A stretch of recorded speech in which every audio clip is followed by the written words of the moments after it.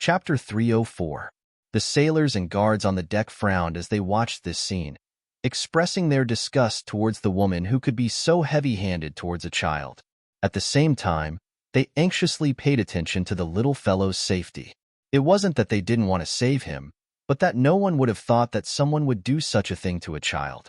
By the time they wanted to save him, they were too far away and couldn't make it in time. Thinking that this little fellow could very well die under that water pillar, these men who were already used to licking blood from their blades couldn't bear to see this happen. Although most of the people on the ship had killed before, they had only killed enemies. They had never killed such a small child before.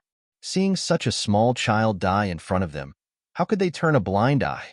Just when everyone thought that the little fellow was definitely going to die, Little White's body flashed with a white light, and a white protective barrier appeared around Little White and Little Bun. When the water pillar hit the barrier, it didn't cause a single ripple. Everyone let out a big sigh of relief. Little Bun had escaped death. This was something worth celebrating. The surrounding onlookers were afraid that Little Bun would die in this woman's hands for no reason, so they all stepped forward to protect the little fellow. "Hey, what's wrong with you, woman? You actually attacked such a small child. Are you still human?"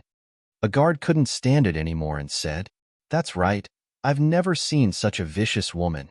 As expected, she's the most vicious." Hey, if you want to scold her, just scold her. Why do you have to drag us women into this?"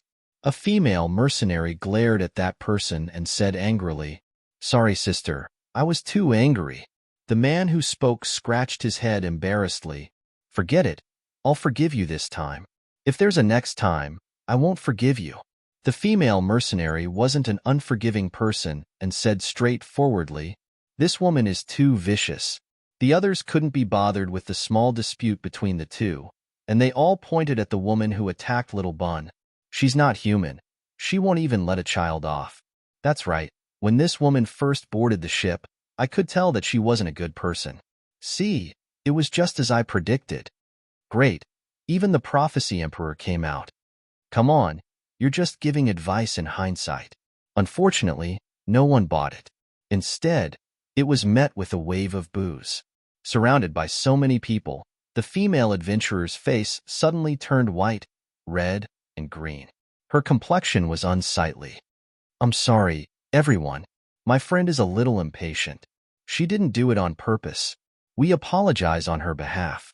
Coincidentally, two of the female adventurer's companions ran over. They wanted to stop the female adventurer when she attacked, but unfortunately, they weren't fast enough. After seeing that the little guy was fine, the two of them heaved a sigh of relief and stepped forward to help mediate the situation. "What do you mean by apologizing to us?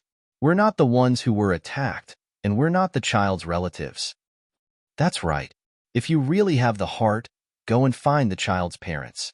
I just saw the child's parents playing cards in the cabin. Did anyone call her? If no one did, I'll go call her." "There's no need for you to call them. Someone has already informed the child's parents." The guards and mercenaries chatted with each other, completely ignoring the three of them. At this time, Feng Wu, who was late, and Ming Shi, who was worried, ran out of the cabin. The few of them ran very fast. Feng Wu even used light steps and rushed to the little bun in a few steps. Mom. Feng Yi excitedly looked at his little mother who suddenly appeared. Little Fatty stretched out from Little White's arms, wanting his mother to hug him. Feng Wu took the little bun and checked him in her arms. After confirming that he wasn't injured, she returned the child to Little White's arms. "It's her. It's this woman. Just now, she chased after the child. If it wasn't for this magical beast blocking her, I'm afraid that the child would be in trouble." The enthusiastic crowd at the side immediately began to complain about the female adventurer. Speaking of which, this female adventurer was also quite famous on the ship. Her name was Immerse, and she was a high-level magician. Among the adventurers, her strength was not bad. Moreover, she was very young, only in her 20s. She could be considered a genius. Geniuses had some small problems, and this Immerse's problem was that she was very arrogant and self-satisfied. On the ship, she was arrogant and bossy, and she would throw a tantrum in front of the crew. No one on the ship liked her. Today, under the watchful eyes of everyone, she did such a terrible thing. Except for her own teammates, no one came forward to smooth things over for her. Her popularity was really bad. Because she wasn't liked, everyone was happy to see her unlucky. As a result, one after another, people started to complain about her.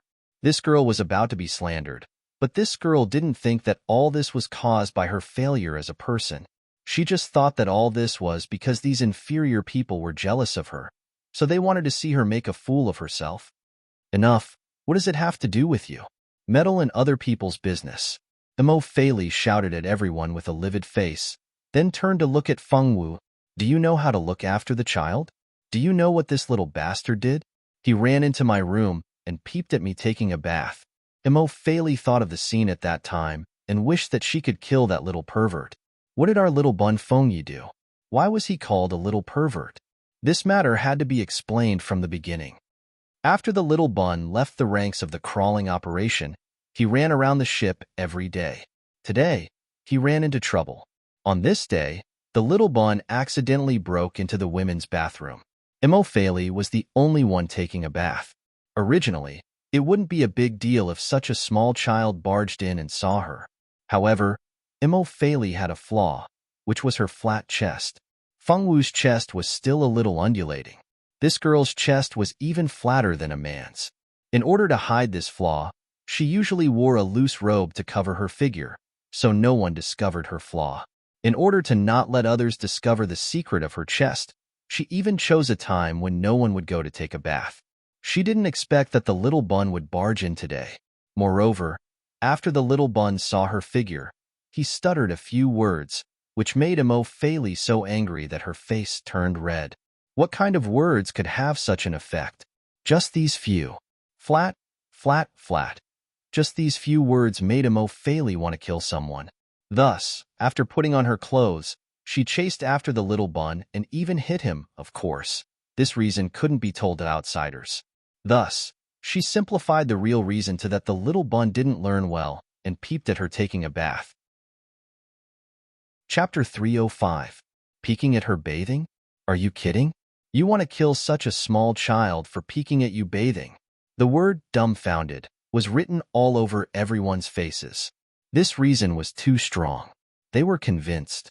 Who are you calling a little bastard? Uneducated woman. Xiaoyi is just a child. So what if he accidentally peeked at you bathing? Are you worried that a 1-year-old child like Xiaoyi will molest you? Immerse had been a temporary father for so many days. He naturally had a different feeling for the child he had taken care of. He couldn't bear to see someone scold Xiaoyi like this. Immerse's two friends couldn't help but blush at her reason. They didn't know why Immerse wanted to kill the child and didn't have time to think about it. No matter how good their imagination was, they would never have thought that this reason was so strong. Miss Immerse, you've gone too far. Not only did you insult a 1-year-old child loudly, you even tried to kill him. No matter what your reason is, we can't forgive you for what you've done. Moreover, the reason was so nonsensical. She looked at Immerse indifferently, but the expression on his face was so serious that no one dared to look at him directly. You're not allowed to scold Xiaoyi. Fengwu glared at Immerse and warned her. Fengwu hated it when people badmouthed the little bun. Last time, Qiu Ruoshui had been slapped twice by the Fengwu girl because she had scolded Xiaoyi. If Mingxi hadn't been holding her hand this time, this girl would have rushed over to beat Immerse up. Who wants your forgiveness? This brat peeked at me bathing. Why can't I hit or scold him? If you don't want me to hit or scold him, you should keep an eye on him. I really don't know what kind of parents you are. You can't even keep an eye on a child. Immerse wasn't a fool. If she hadn't been driven mad by Fengyi, she wouldn't have done something so damaging to her image in front of so many people. Even if she really didn't like the child, she would have done it in a place where no one could see. It was too damaging to her image in front of so many people. She was a little annoyed at herself for being too impulsive, but since she had already said it, she couldn't take it back. So many people had already seen the scene of her chasing that stinking brat. It's not right for little Yi to offend you, but he must only be a little over a year old. Don't you think you've gone too far by being so harsh on a 1-year-old child and even insulting him, Miss Immerse? Riot said, unable to stand it any longer. What are you all doing here? Get back to work. The leader of the expeditionary mercenary group, Amok, happened to walk over at this moment. When he saw so many people surrounding them, he immediately roared in displeasure. The guards and members of the mercenary corps had to leave when they saw the leader of the mercenary corps. Although they wanted to see how unlucky Imofeli would be, they had to leave. After the bystanders left, Amok walked over with a frown and looked at Fengwu, Murphy, and the others with displeasure. I don't care who you are, please don't cause trouble while you're on the ship. If you have any personal grudges, please settle them when you get off the ship. After saying that, he turned around coldly and left without waiting for a reply. Amok's attitude wasn't very good. It was obvious that he didn't trust the group of outsiders who had come to join the ship and didn't want to talk to them at all. However, his attitude was normal. Under normal circumstances, a merchant ship shouldn't casually take in people of unknown identities. It was easy to invite wolves into the ship and increase the difficulty of the guards' work. It was no wonder that the leader of the expeditionary mercenary group didn't like them. After Amok left, Imofeli snorted coldly and turned to leave. Imogue and Ajur were caught off guard. Who would have thought that the woman who had clearly been so domineering just a moment ago would leave so decisively? As soon as Imofeli left, her two companions naturally followed. Before they left, they repeatedly apologized on Imofeli's behalf. It seemed that compared to Imofeli, these two men were much more reasonable. Imofeli left unscathed. Ajur and Imogue felt very sullen. If they didn't teach her a lesson, they wouldn't be able to take it lying down. Even if they couldn't kill people on the ship, a small lesson was necessary. At night, late at night, the Fengwu girl followed behind Ajur. Not long ago, Ajur and Imogue had knocked on the Fengwu girl's door and invited her to teach Imofeli a lesson. Why did they want to teach her a lesson? What did they mean by a lesson? The Fengwu girl didn't understand. Fortunately, with Imogue's explanation, the Fengwu girl finally understood what the two wanted to do. So they wanted to teach Imofeli a lesson and avenge Xiaoyi. The Fengwu girl's eyes shone. I'll go. She didn't hesitate to follow the two to do something bad. She was even a little excited. Night was a hotbed of evil, and many crimes would be covered by darkness.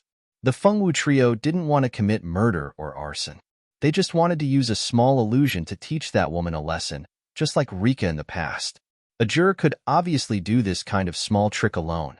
He called so many people out for one purpose, and that was to watch the show. Once his illusion took effect, they could just wait to see that woman lose face in front of everyone. The more they thought about it, the more excited and evil they became. The three of them split up. Fengwu and Imogue stood guard not far away, while Ajur snuck into Imofeli's room alone. Xiaowu, just wait and see. That woman is in for a bad time. Imogue laughed in schadenfreude. He covered his mouth after laughing twice. He couldn't let anyone find out that they were here. Nen. Fengwu's eyes lit up as she nodded. Her big black eyes were filled with anticipation. The Fengwu girl didn't like the bad guy who scolded Xiaoyi. Senior Ming, she said that they couldn't hit her on the boat, but it would take a long time to get off the boat. The Fengwu girl counted with her fingers. There were still 5 days before they could get off the boat. So long, they couldn't hit her, but Ajur said he had a way. Out of blind trust in Ajur, the Fengwu girl waited to see Imofeli get taught a lesson by Ajur. The two waited for less than 5 minutes before Ajur returned. His complexion wasn't very good, and he looked a little tired. What's going on? Did we get unlucky and get discovered? Imogue guessed. No, I didn't see anyone at all. Ajur was also very disappointed. He had already prepared a limited edition illusion attack. This was something he had obtained from the successor of the Seal of Spring, one of the 4 God Seals. Chapter 306. She's not here? Where could she have gone if she's not in her room at this time of night? Imogue cursed his bad luck, his young face filled with unwillingness. He wasn't willing to let that woman go just like that. Even Fengwu's eyes were filled with disappointment. She couldn't bear to see Imofeli suffer. The Fengwu girl expressed her disappointment. How would I know where she went? Let's go back first and come back tomorrow night. There was no other way. They couldn't find her and couldn't even find a chance to make a move. Although Imogue wasn't willing to let Imofeli go just like that, there was nothing he could do if they couldn't find her. They couldn't possibly wait here forever. After they had come in high spirits and returned in disappointment, they returned to their respective rooms with dejected expressions. The three of them fell asleep as soon as they returned. Little did they know that tonight was destined to be an eventful night. Early the next morning, a scream rang throughout the merchant ship. Everyone on the ship, be it the crew or the guards, ran toward the source of the scream. Ming-Shi and Ajur were having breakfast when the scream rang out. Ajur almost spat out the fresh milk in his mouth onto Imogue's face. The deck was in chaos. The expedition mercenary bands men stopped the commotion and had most of them return to their posts. Only a few were sent to check out the situation. What happened? Margaret and her sister happened to be having breakfast not far from Ming-Shi and the others. They asked curiously when they heard the scream. I don't know. Margaret's brother, Matson, stood up and looked out the door. Margaret immediately nodded. She was someone who loved to join in on the fun. She knew that something must have happened just by hearing the scream. Of course, she wanted to go take a look. Xiao Wu, something seems to have happened outside. Do you want to go take a look? Although there weren't many women on the ship, there were still a few. Feng Wu, who was close to Margaret's age and had boarded the ship to Falling Jade Island, was undoubtedly the girl Margaret liked the most. Although there was still a young Immerse, unfortunately, although Immerse was about the same age as them, she was not easy to get along with. Margaret naturally didn't want to look for her. Feng Wu shook her head after hearing Margaret's invitation and continued eating the bread in her hand, indicating that she was not interested in the situation outside. Although Margaret was disappointed, she didn't force Feng Wu. Instead, she invited Imogue and Jielu. This time, things went much smoother. Both of them were quite interested in this matter, so they followed Margaret outside to watch the fun. After he left, only Feng Wu, Ming-Shi, and Riot were left in the cabin. The three of them ate their breakfast quietly, uninterested in the commotion outside. However, the three of them didn't expect that their leisurely breakfast time would be disrupted so quickly. Margaret, her sister, and Ajur came running back together 10 minutes later. Oh no, oh no, oh no, Immerse is dead. Margaret panted heavily as she shouted anxiously. Ming-Shi and the others were speechless. Who killed her? Riot asked curiously after recovering from his fright. Ajur, Margaret, and her sister pulled out chairs and sat around the table. They each poured a glass of water before continuing. I don't know. We haven't found the culprit yet. This matter has already caused quite a ruckus. Bosshart has already ordered an investigation into this matter. Ajur finished his glass of water and put it down. You don't know who the culprit is? Ming-Shi frowned inwardly and then asked, who was the first to discover it? It was the two male swordmasters who were traveling with Immerse. They said that they went to call Immerse out for breakfast, but found that the door wasn't closed. They opened the door and found that Immerse was already dead, Matson said. That Immerse died a bit tragically. Her corpse looked very strange. Anyway, it was quite frightening. It's a good thing that Xiao Wu didn't go. If she had seen the corpse, even you might have vomited your breakfast. Margaret drank water to suppress the churning feeling in her stomach. She had already vomited all her breakfast. She didn't want to vomit again. If she did, she'd have to throw up her dinner from the night before. It's that scary? It can't be that you've never seen a corpse before and were frightened by it, right? Riot said suspiciously. He didn't believe that a corpse could be that frightening. Only someone who hadn't seen a corpse before would be so easily frightened to vomit. Unexpectedly, Imogue waved his hand at this moment. No, I can prove that the corpse was indeed frightening and extremely abnormal. What do you mean? Even Ming-Shi's interest was piqued. When we went over, we saw Immerse's dried-up corpse. There wasn't a single drop of blood on her body. Her clothes looked like they were hundreds of years old and would tear at the slightest touch. There was also a large swarm of worms crawling on her body. In short, she didn't look like she had just died. She looked like she had been dead for many years. Don't you think that's strange? Imogue couldn't help but feel a chill run down his spine when he thought of that strange corpse. Stop talking about it. I feel uncomfortable whenever I hear people talk about worms. If I go out and vomit again... Margaret couldn't stand it anymore and rushed out to vomit. The corpse is actually so strange. Even if they hadn't been to the scene, they could tell that there was something wrong with the corpse just from Imogue's description. They just didn't know how Hart and Amok would deal with this matter. That's right, it's very strange. Anyway, we have to be careful. Don't go out alone for the time being. Xiaowu, you have to remember not to go out alone at night.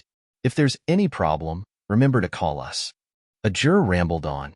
Because someone had died on the ship, the security on the ship was even tighter. Because Fengwu and the others had been dawdling with the deceased Imo on the day of the incident, they were even called over by Amok and Hart for questioning. Although they weren't convicted, the number of patrols around Fengwu and the others had increased by several times. Even a fool would know that they were the main suspects. Since they were under someone else's roof, they had no choice but to lower their heads. They were all sitting on the Hart family's merchant ship. On their ship, they could send as many patrols as they wanted. There was no way they could protest to Hart. Now, Mingxi and the others could only hope to reach Falling Jade Island as soon as possible. As long as they reached Falling Jade Island, they would immediately buy a ship and sail back to Central City. Unfortunately, things changed again. On the morning of the second day, a black tornado suddenly appeared above the sea. This tornado had extremely strong wind speed and covered a large area of the sea. Most importantly, it appeared as if it had appeared out of nowhere without any warning. Strong winds blew on the sea and huge waves rolled. Sea beasts were swept into the tornado and swept into the sky. The sea was filled with the terrified cries of sea beasts. Chapter 307. What should we do? It's all over now. This is a black whirlwind that only appears once in 100 years. How did we encounter it? I don't want to die. Save me. No. Don't come over. Help. Panicked screams rang out on the deck. Everyone knew that there was no way they could escape from this tornado. They only had one path, which was death. Everyone, enter the cabin. Mingxi gave the order and led his team members into the cabin first. Following that, Margaret and her sister came in with pale faces. Everyone's expression was extremely solemn. No one would have thought that such a thing would happen. Yesterday, they were still lamenting about Imo Fei's inexplicable death, but who would have thought that it would be their turn the next day? Not long after they entered the cabin, two more people came in. These two people were Imo Fei's friends, Myron and Tang In. The two of them had already been drenched by the rising waves, and now the entire ship was swaying in the strong wind. It was difficult for them to even stand steadily, and if they didn't hold on to something to stabilize their bodies, it was very likely that a large wave would hit them, and they would fall from one end to the other. What should we do? If I had known earlier, I wouldn't have gone to Jadefall Island. We're dead for sure now. The moment the two of them entered, they grabbed their heads and shouted as if they were in the wind. Their emotions were clearly on the verge of collapse. I don't want to die. I don't want to die. You two should be more or less done. Don't shout anymore. No one is an ordinary person. Even if we are swept away by this, we might not necessarily die. What's the point of crying here? Ajur couldn't stand the two of them looking like soft-footed shrimps.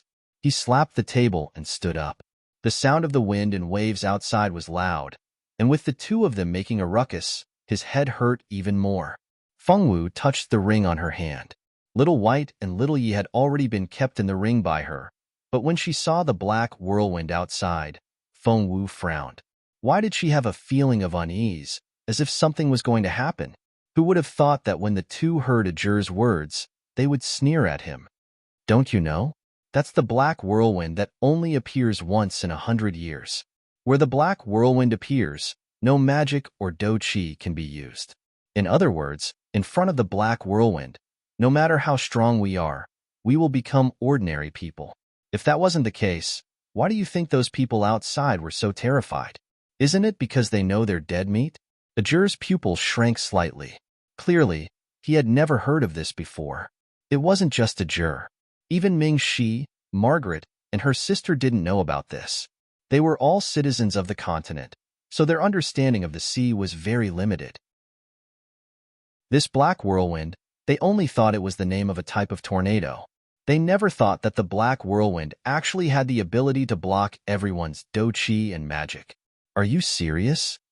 Margaret tried to use her magic power, but she found that she was like an ordinary person, unable to use any energy. Ajur and the others also tried, but it was useless. Whether it was Do Chi or magic, they couldn't use any of it. They seemed to have become ordinary people. It's coming. It's coming. Help. I don't want to die. I don't want to die. Anyone. Please save me. These mercenaries and guards hired by Hart were all wailing in despair. Their voices were incomparably mournful. The black whirlwind was coming. Everyone instantly understood. Everyone, hold hands together. Don't ever let go, Mingxi said. Everyone came back to their senses and held hands to form a circle. Even Myron and Twain came over. Nobody wanted to die. As long as there was a chance, no one wanted to die. Not long after everyone held hands, the sky and earth suddenly began to spin. The merchant ship was swept up by the tornado and constantly spun in the center of the tornado. Everyone screamed. They felt as if they had turned into spinning tops. As for the merchant ship, it had already been torn to shreds as it spun in circles. Fengwu held on to Ming Shi and Ajur's hands. She couldn't even open her eyes in the fierce wind. Suddenly, a huge sea beast smashed towards Ming Shi and the others. Ming Shi, Fengwu, and the others were fine. On the other hand, Margaret, Myron, and Twain were the ones who suffered the most. After being hit by the sea beast, the four of them couldn't help but let go of their hands. With such a heavy blow to their bodies, it was likely that the four of them had suffered serious injuries. Ming Shi didn't have the mind to care about them. Although the five of them were still holding hands, the danger was still not over. There wasn't just one sea beast in the tornado, but thousands of them. There were also the fragments of the merchant ship. No matter which one of these things hit them, they wouldn't feel good. Even if they didn't die, they would be seriously injured. When they still had their abilities, it was fine. They only needed to add a protective shield to themselves. But now that they were all ordinary people, it was impossible to create a protective shield. They could only secretly pray that they wouldn't be hit by these things. There was a saying, "What you fear will happen." Ming Shi and the others, who had just escaped a disaster, were unlucky this time. This time, it wasn't the sea beast that hit them, but they were the ones who hit the sea beast. Just in front of the five of them, a huge fish-type sea beast was struggling and wailing in the wind. Ming Shi and the others were swept up by the wind and flew towards the sea beast. If they hit it, they didn't know what would happen. Think of a way to get to the center, Ming Shi shouted. Unfortunately, the wind was too strong to hear clearly. What did you say? As soon as the voice came out of someone's mouth, it was blown away by the wind. Ming Shi had no choice but to use his eyes to tell everyone to move towards the center as much as possible. Fortunately, everyone's ability to understand was not bad. They finally reached a preliminary agreement. But to move to the center was not an easy task. Now, they had another problem that needed to be solved urgently. They were about to collide with a sea beast. Although it was just an ordinary sea beast and not a water-type magical beast. Even so, the size of a sea beast was not small. Moreover, sea beasts had thick skin and flesh. They weren't sure if their thin arms and legs would be broken if they collided with the sea beast. No matter how unwilling they were, they still collided with each other. And the effect of the collision was very obvious. The five of them hit the sea beast's stomach. Fortunately, it was the stomach and not the back or the head. The sea beast's stomach was soft. Although the five of them were a little hurt, they didn't vomit blood. But when they collided with the sea beast's body, the sea beast was scared and screamed even more. They didn't know if it was scared or hurt.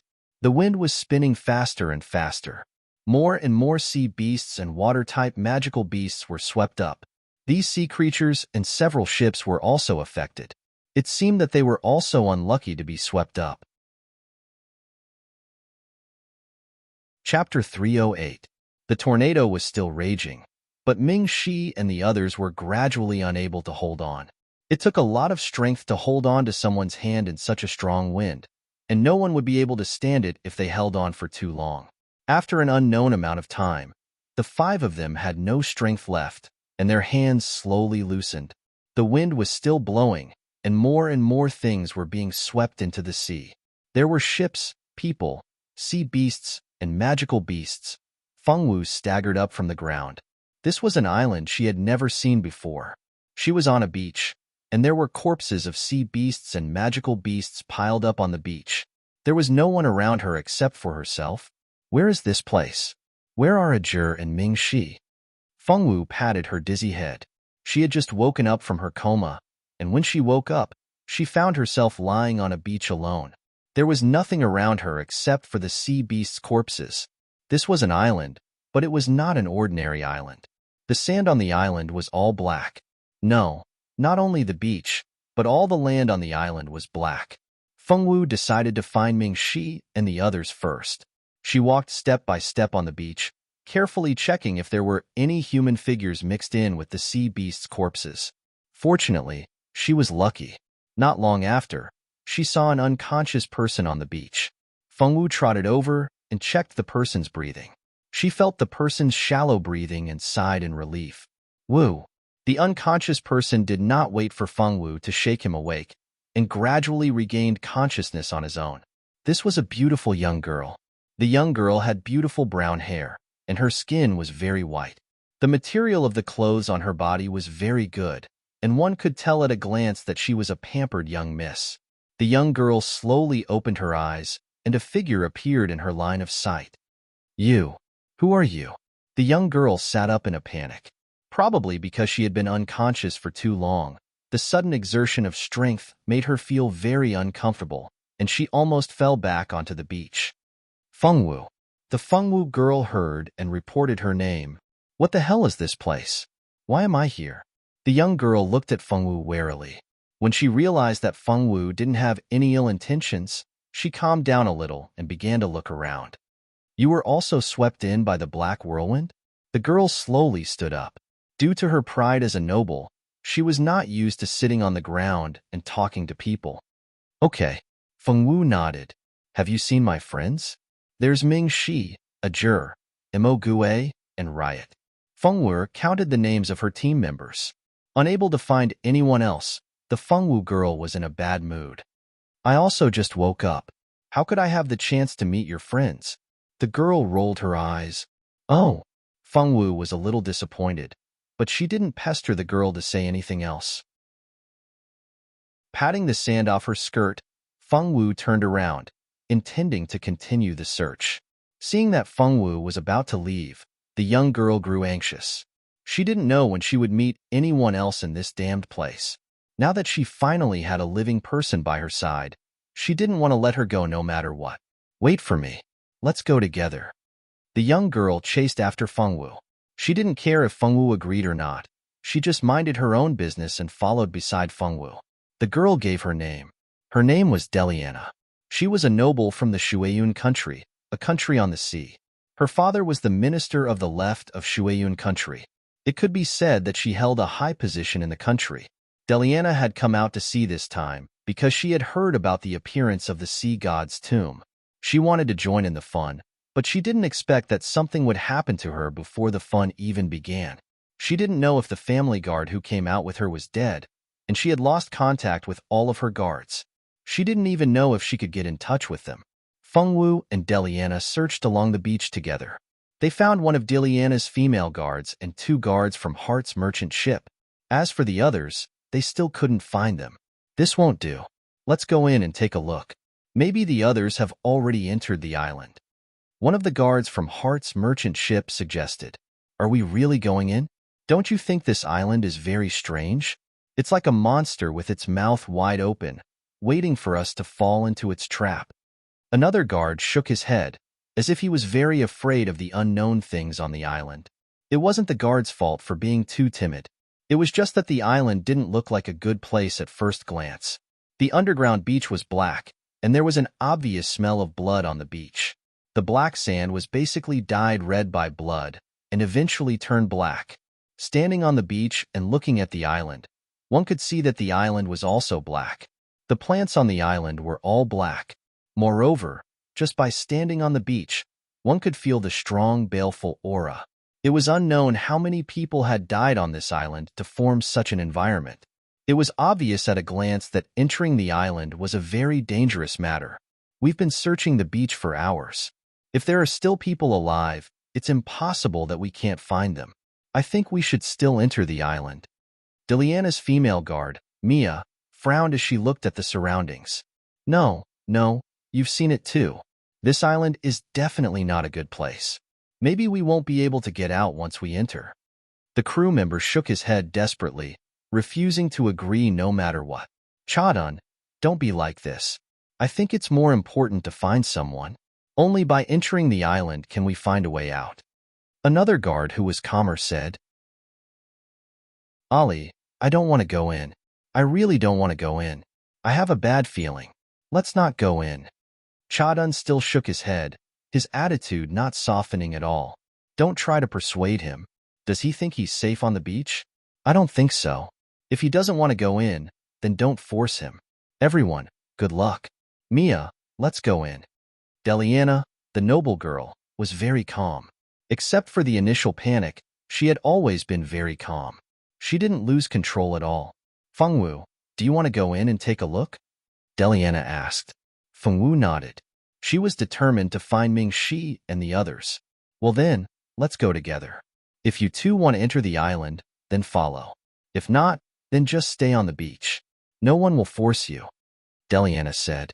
She called Fengwu, and together with Mia, they turned and stepped into the island. After much consideration, Ali decided to enter the island and take a look. Staying on the beach wasn't a solution. Moreover, he had a feeling that even if he stayed here, it wasn't necessarily safe. Ali wanted Chadun to go with him, but Chadun was unwilling no matter what he said. It was as if there really was a monster on the island that would eat him. In desperation, Ali could only chase after Deliana and the others alone. Chapter 309. With the addition of Ali, the four of them carefully advanced towards the island. This was a strange island. There was a large forest on the island, but not a single beast roar could be heard. Not even the sound of insects could be heard. If it weren't for the sound of the waves, the entire island would be an empty island of death. The four of them walked along the mountain path. They didn't encounter any danger along the way, but they didn't dare to let their guard down. After half an hour of climbing, they finally made a new discovery. They found a skeleton, a human skeleton. Everyone, look, there are words here. Ali pointed at a large stone next to the skeleton.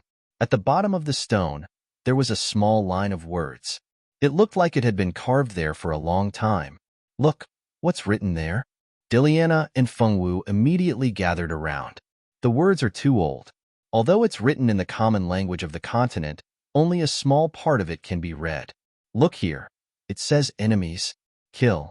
No one can escape. Ali's expression was grave as he read out the words on the stone. Most of the stone had been blurred by the passage of time.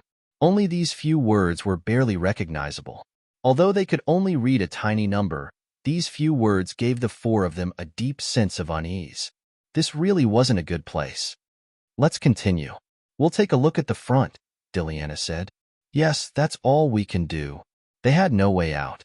There was no boat to leave this place, and even their powers seemed to have been sealed. They had no other choice but to move forward and find a way out. When they woke up, they discovered that their powers had been sealed. They couldn't feel the impetus and mana they had painstakingly cultivated. It was as if they had become ordinary people who had never cultivated before.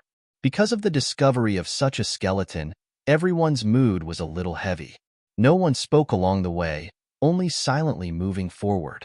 After an hour, they finally arrived at the highest point of the island. Surprisingly, there was a dilapidated castle at the top of the mountain. The outside of the castle was covered in creepers. The castle's gate was dilapidated. It was obvious at a glance that this was an old house. The four of them stood outside the castle, unable to decide whether to enter or not. In the end, the four of them decided to go in and take a look. There were no other buildings on the island except for this castle. They had to find a place to rest and settle down. Creak.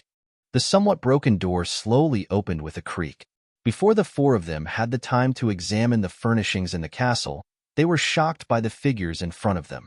Someone's here, Mia exclaimed, instinctively moving in front of Deliana to protect her. Senior Ming Shi, a juror. Imo Gue, Senior Riot. Fengwu's eyes lit up when she saw them, and she ran over. Xiaowu. Mingxi grabbed Fengwu's shoulder and held her in his arms. There was a slight excitement on his face. Mingxi only hugged her for a short while before a juror pushed him away. He took Mingxi's place and looked at Fengwu from head to toe. It's good that you're fine. When I woke up, I didn't see you. I was worried that something had happened to you. Fortunately, you're fine now. I can finally rest assured. A juror had been on tenterhooks all this time, afraid that something had happened to Fengwu. He truly loved Fengwu as a little sister. Mingxi, who had been pushed aside, looked at the interaction between a juror and Fengwu. He suddenly felt a little uncomfortable. It was a sour feeling he had never experienced before. Xiaowu, I knew you were on this island. If it weren't for the fact that we couldn't leave this castle, we would have gone out to look for you. Imogue and Riot also stepped forward. Fengwu wasn't the only one who found her teammates.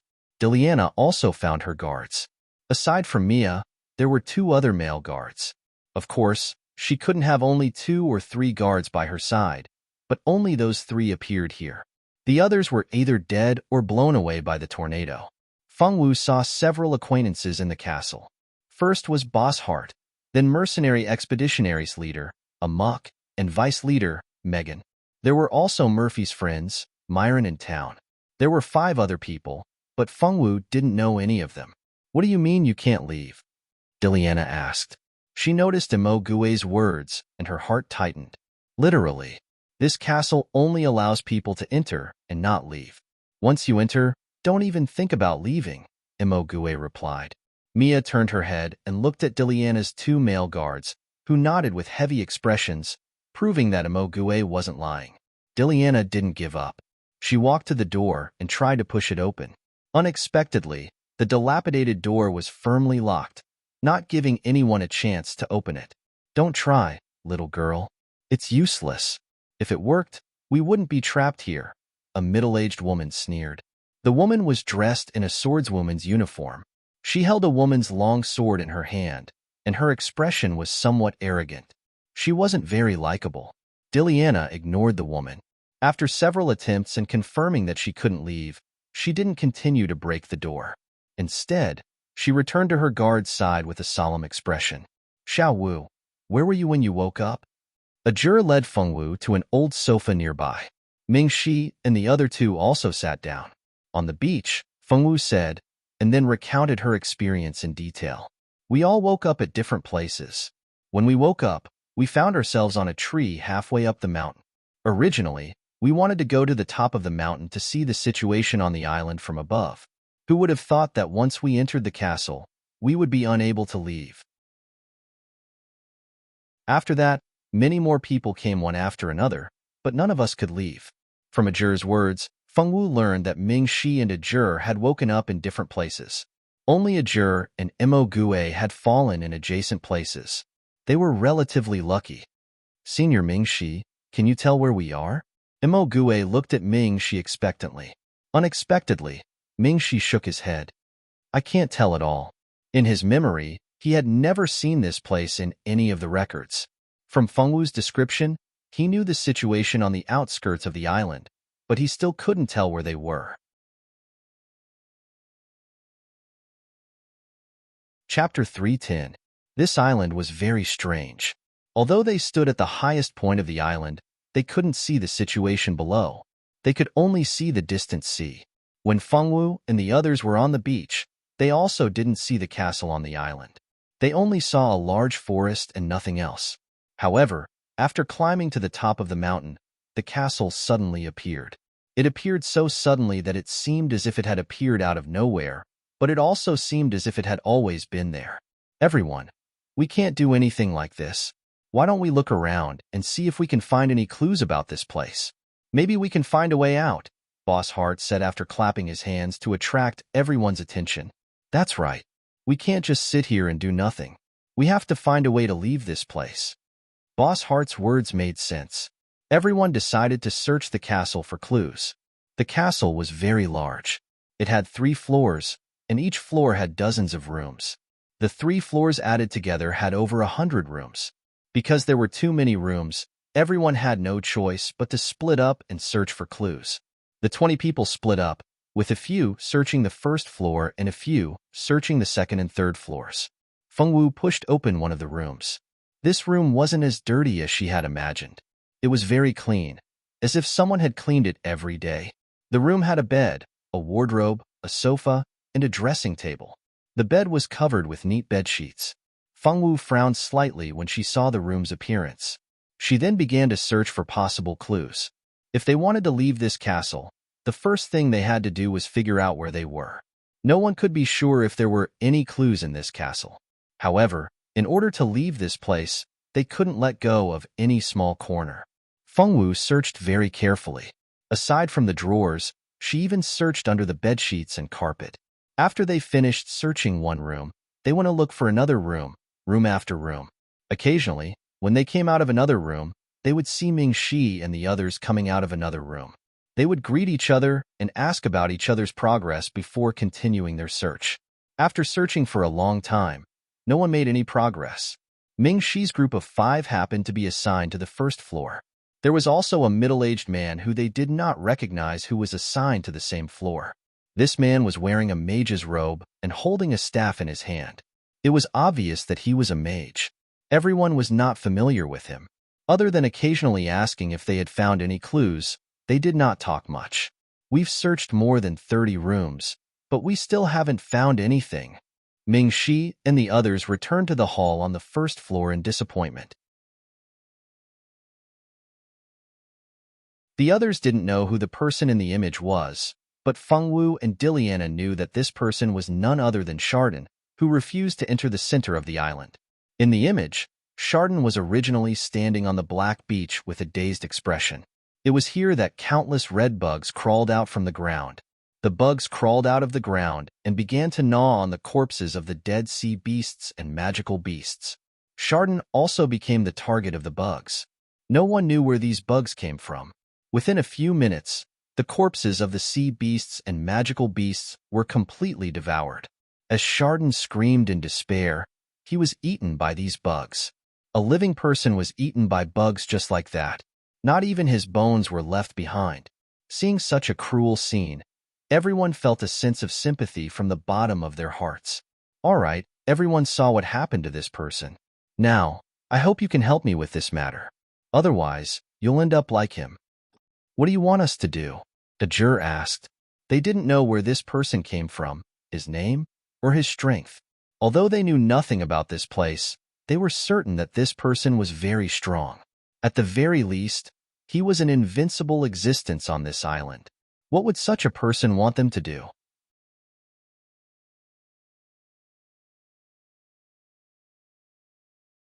The night watch was very important, and everyone was used to letting their own people do it.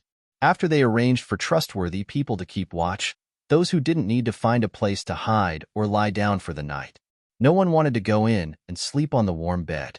This castle was too strange. If it was too dangerous to sleep separately, no one would do such a stupid thing. Wake up, hey, wake up. Jin, Jin. Fengwu opened her eyes in a daze and saw a beautiful and cute baby face. The girl's face had a few cute freckles, and her nose was a little flat. She was not old, at most 15 years old. Who are you? Fengwu found that she was sleeping on a bed with a quilt covering her body. The room's furnishings looked simple and elegant. Fengwu was sure that she had never been to this place before and had never seen the girl in front of her. Jin, are you sleepy?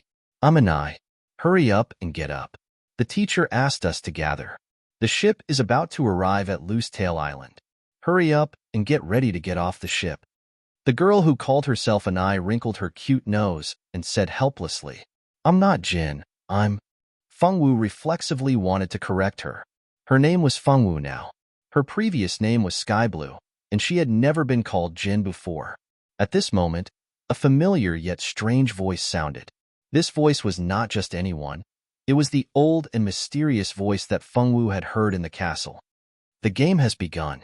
Little girl, remember what I said? Live well in this game and live until the end to find the truth. What did this mean? Fengwu girl expressed that she did not understand. Where was Mingxi? Where was Ajur? Where was everyone? Fengwu wanted to think about what was going on, but the girl called Anai did not give her much time to think. Anai lifted the quilt and pulled Fengwu up, telling her to quickly wash up while she began to pack her things. After Fengwu washed up and changed her clothes, she was pulled to the deck by Anai. There were actually people on the deck, and there were quite a few of them. There were at least 30 people. We're finally here. After sitting on the ship for so long, I feel like my head is heavy and my feet are light. I see it. Loose Tail Island is just ahead. Great, we're finally here. If we don't arrive soon, I'll have to take medicine and sleep like a log. Why do you need to take medicine? Ignore this brat. He's seasick. He's been vomiting since he got on the ship. Hurry up and get off the ship. Hee hee. Who would have thought that you would have such a day? Serves you right for always teasing female students in class.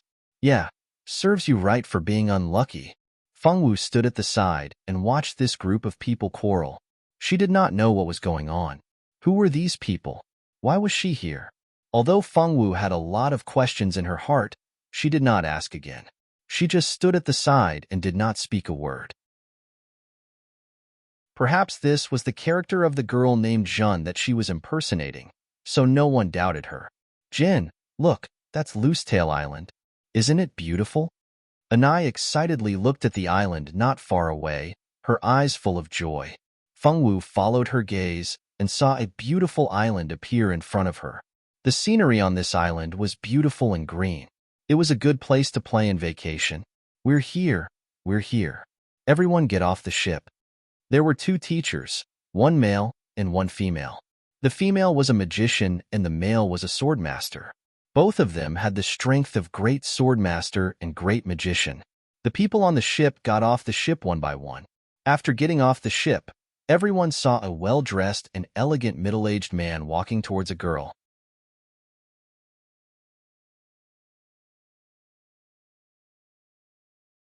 Seeing her like this, Anai didn't say anything else.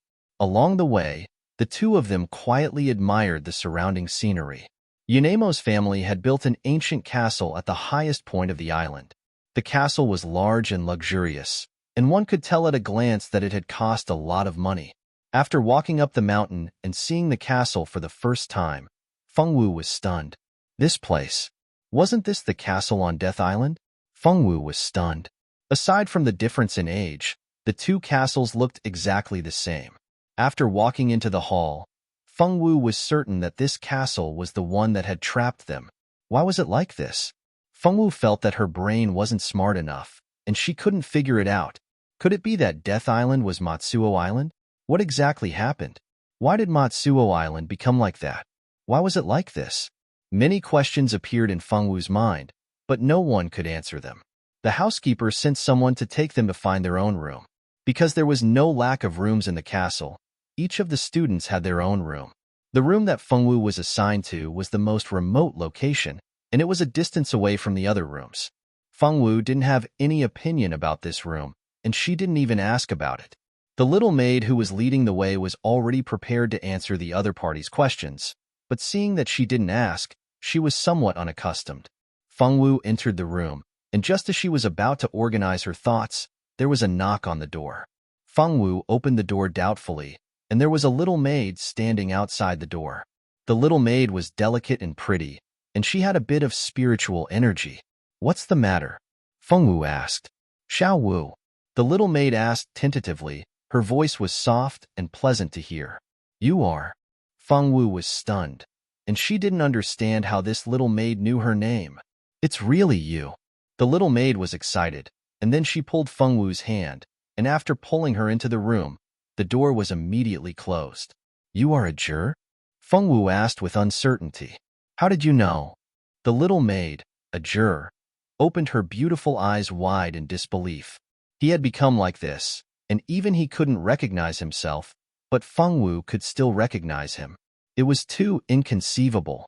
"Every time you pull me, you do this action, and it's the same with your eyes." Fengwu blinked and said seriously. Ajur's appearance had changed, but his eyes and actions hadn't changed at all.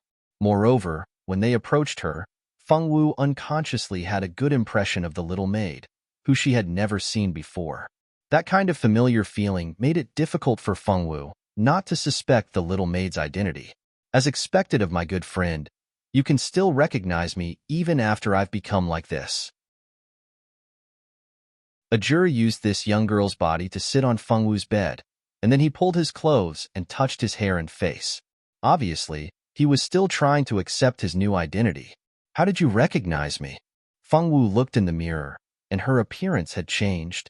Jeanne was a silver-haired little beauty, and she didn't look like Fengwu at all. Your personality is too easy to recognize.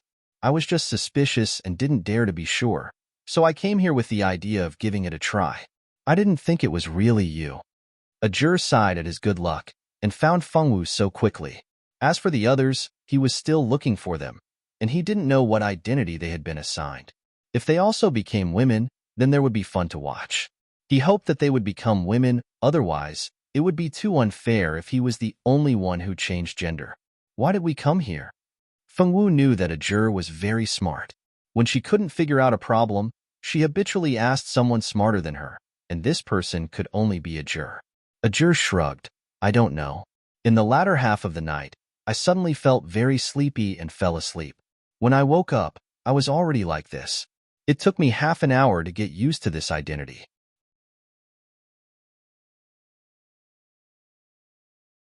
Chapter 313. Xiaowu, I can't stay for too long. Let me ask you, did that mysterious person say anything to you? Ajur thought that her identity as a little maid had work to do. If she disappeared for too long and was discovered, it would be over. Yes, he said that my mission is to live until the end and find the truth. Fengwu said, mine is similar. He also wants me to live until the end and then find the truth. It seems that there will be an unexpected change in this place. Ajur rubbed his chin. I can't stay any longer. I'll come find you at night. Ajur couldn't stay any longer. After finding Fengwu, he had to leave after saying a few words. Fengwu sent Ajur to the door. After confirming that no one had seen Ajur leave, she let Ajur leave. Fortunately, Yanemo had selfishly arranged such a remote room for Fengwu. If it wasn't, she might have been discovered. When night came, Yanemo had arranged a delicious meal for everyone to enjoy. Fengwu never had any resistance to big meals. She ate happily at the table. After the food was carefully cooked by the chef, it was very delicious. Fengwu ate a lot, but she also received a lot of eye rolls. Unfortunately, these people rolled their eyes at Fengwu. This girl always cared about nothing when it came to eating. It was probably because the students in the class all knew that Yanemo didn't like Jin. When facing Jin, they either ignored her or ridiculed her. If it was the real Jin, she would probably be very disappointed and sad, but Fengwu didn't feel this way. After eating dinner and returning to the room, the sky outside began to open and it began to rain heavily. The rain became heavier and heavier, and the sound of thunder and lightning could be heard incessantly. Fengwu closed the window and drew the curtains. Through the curtains, she could still see the streaks of lightning. In the middle of the night, Ajur came. He didn't find another companion. He didn't know what the others had become. After the two met, they didn't find any valuable information and went asleep. Early the next morning, a series of screams rang out.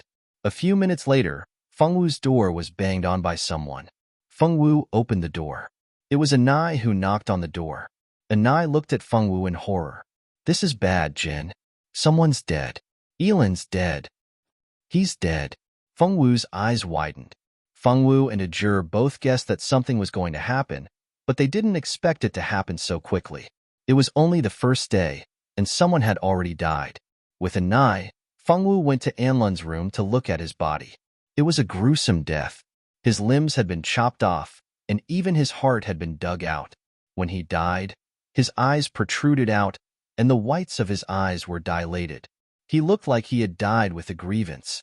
Because Elan's death was too gruesome, and he died on Yanemo's new island, Yanemo felt humiliated. She ordered the steward to investigate the matter thoroughly. No one could have imagined that this was just the beginning. From that day onwards, people died in the castle every day. One day, it could be a senior. The next day, it could be a maid. The shadow of death began to envelop the island. 7 days later, a total of 7 people had died. 4 of them were Yanemo's classmates, and 3 of them were her maids. Because they hadn't found the slightest bit of information about the murderer, and because the seniors kept dying, the 2 teachers decided to leave Matsuo Island and return to school. Yanemo didn't want to stay here any longer, so on the 8th day, everyone decided to leave together. But would they be able to leave? When they went to the beach to take a boat, they found that the boat had sunk. Not only were the boats used to pick up the students and teachers, but all the boats on the island were damaged as well. That wasn't the worst.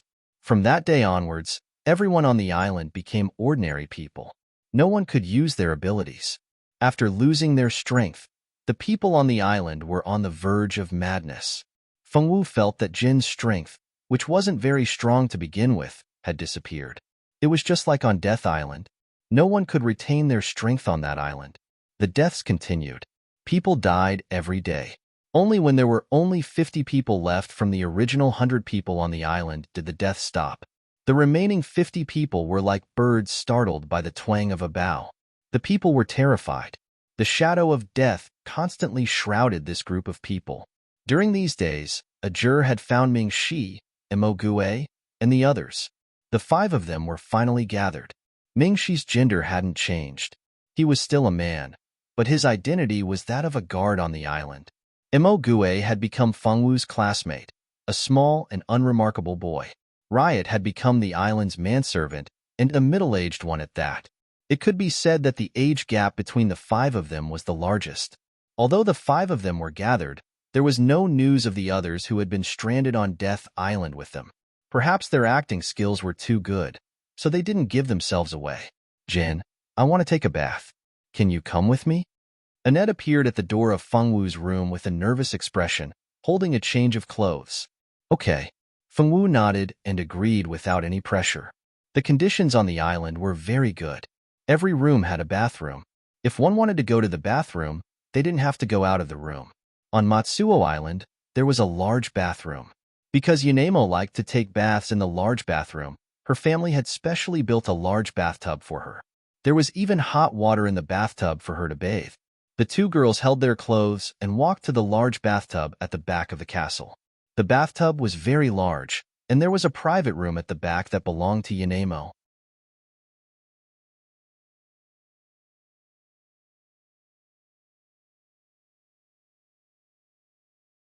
Quick, go and help get Jin up. Although Yanemo didn't like Jane, it was more important to save her at this time. She immediately ordered 2 maids to come forward to help and get Fengwu up. Gentlemen, please leave us alone for a moment. A juror didn't want Fengwu to be stared at by so many men. Fengwu didn't wear clothes because she was soaking in the hot spring. Although the hot spring water covered all the parts below Fengwu's shoulders, if they got her up at this time, those men would see Fengwu completely. Although this body was obviously not Fengwu's, these men also knew that it was not appropriate for them to be here. After a juror finished speaking, they all respectfully withdrew. It was not easy to wait for a survivor. If they could find out who the murderer was, it would be good for everyone. As long as they caught the murderer, there was nothing to be afraid of. All the men present withdrew, and Ming Shi naturally followed. Although a juror was present, his eyes were elsewhere. He didn't want to take advantage of Fengwu. After the 2 handmaidens came forward to dress Fengwu, Ming Shi immediately took the initiative to take charge of carrying Fengwu back to her room. After the housekeeper found medicine and applied it to Fengwu, her condition was basically stable. Fengwu's injury was not serious, but she had lost a lot of blood. If it was discovered a little later, it was still uncertain whether she could be saved. What the hell is going on? You 3, tell me, how did something happen to Jin? The 2 teachers had not yet appeared. At this time, the role of a teacher became obvious. It was very important to have someone who could preside over the overall situation. Teacher Bellard, we don't know what's going on either. Something happened to Jin when we went there. The one who spoke was Farah. Her face was pale, and her eyes were red and swollen from crying. Teacher Bellard, we don't know anything. Something happened to Jin when we went there, Emochi also said. The 2 girls were probably frightened. They looked delicate and pitiful, which made people feel sorry for them. Probably because they had seen too many dead people recently, no one was in the mood to feel sorry for others. Everyone was guessing who the murderer was. Why did Jin go to take a bath alone at this time? Didn't I tell you not to act alone? Teacher Dryo, Jin didn't go alone. She went with me. But not long after we went there, I suddenly wanted to go to the toilet, so I left for a while. I swear I only left for a few minutes. I really didn't expect Jin to have an accident in just a few minutes. It's all my fault. If I didn't ask Jin to take a bath with me, she wouldn't have had an accident. Anai blamed herself. She and Jin had always been good friends. Both of them were invisible people who no one paid attention to. Naturally, they became best friends. Their relationship had been very good since they met. If something happened to Jin because of her, she would never forgive herself. Don't cry, Anai. Jin won't blame you. Don't be sad. Bellard patted Anai's thin shoulder and comforted her softly. Everyone should be more careful in the future. If you want to take a bath, you can go during the day. Don't leave the castle at night to create an opportunity for that murderer. Dryo sighed. The appearance of that murderer recently had made everyone frightened and on the verge of a mental breakdown. They clearly knew that there was such a dangerous person waiting to kill them, but they still dared to go to a remote place to take a bath in the middle of the night. These girls loved to look beautiful, but they couldn't abandon their lives. Teacher, I know I was wrong. I won't do it again. Anai sobbed. It's good that you know you were wrong. After asking about the situation, Dryo didn't make things difficult for these girls. He turned to look at the butler. Mr. Butler, how is Jin's situation? When will she wake up? Dryo's question was what everyone was most concerned about. Now that more than half of the people on the island had died during this period of time. If they still couldn't catch that murderer, they were afraid that everyone would die here.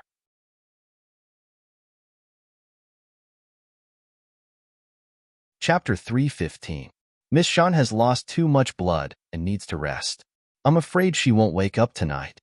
Fortunately, there was a family doctor on the island, and Feng Wu's wounds had already been treated. Everyone was a little disappointed, but they didn't want to force an injured person to wake up. That would be so ungentlemanly. Disappointed, everyone returned to their rooms to rest. At this moment, on an unfamiliar large ship, a girl opened her eyes under the bright sunlight.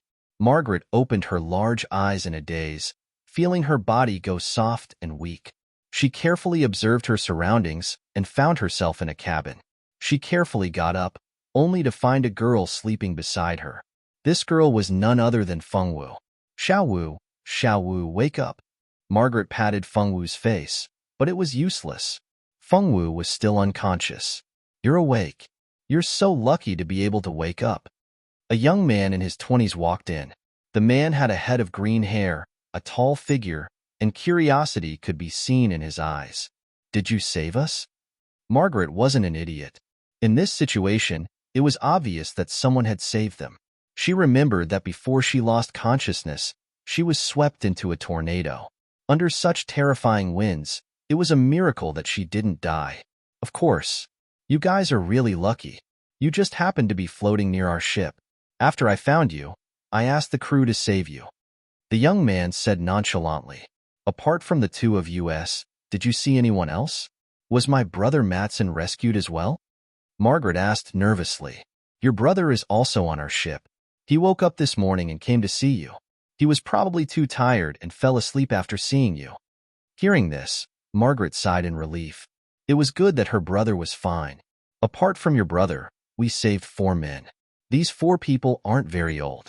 I don't know if you know them. The young man said, Can I go take a look? Margaret wasn't sure if it was Ming Shi and the others. After all, they weren't the only ones who were involved. There were many others. Of course, if your body can take it, the young man had no intention of stopping her. After all, the body was hers. She could do whatever she wanted. I'm fine. Can I go and see them now? Marguerite asked. No problem. Let's go. I'll lead the way. Right? My name is Baser. The owner of this ship is my grandfather. The youth named Baser said. My name is Margaret. Baser took Margaret to see the other 4 people who had been rescued. Margaret knew all 4 of them. One was Mo Gue, another was Riot, and the other 2 were Murphy's friends, Myron and Twain. However, Ming Shi and Ajur were nowhere to be seen. It was unknown if they had been rescued by someone else. I know all of them. We all took the same ship to Falling Jade Island. But we didn't expect something to happen along the way. We encountered the Black Whirlwind, a once-in-a-century event. Margaret smiled bitterly.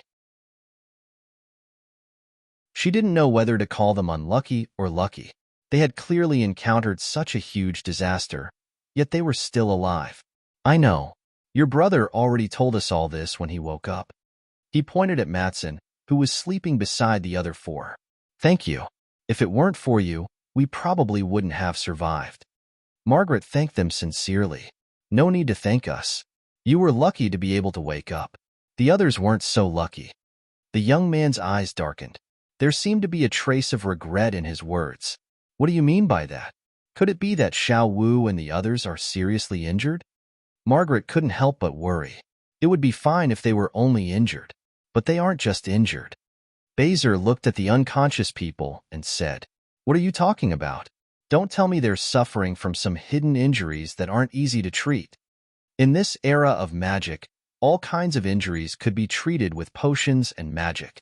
Only serious internal injuries and incurable diseases could not be treated. If that's the case, then it's fine. I can't explain it clearly in a short time. You should go and see my grandfather. My grandfather is a great necromancer. My grandfather will explain the situation of your friends clearly to you. Necromancer? What the hell was that supposed to mean? Margaret expressed that her understanding was limited due to her lack of education. Shouldn't they find a wood or light magician to treat their injuries? They could even take potions. Why did they have to find a necromancer? Was he trying to tell her that Xiao Wu and the others were dying? Margaret's little face was filled with tears. She had a bad feeling about this. Feng Wu had been attacked by an unknown person. She had been unconscious for an entire night. The butler had asked the kitchen to make some tonics to replenish her blood and energy. The butler had sent a Jur to take care of Feng Wu's injuries because of his good performance as a maid.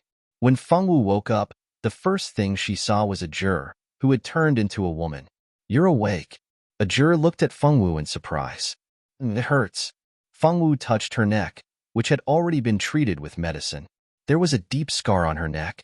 Her throat felt terrible when she spoke. "Idiot. Do you know you almost died?" A Jur knocked on her head gently. The Feng Wu girl had never been injured so badly.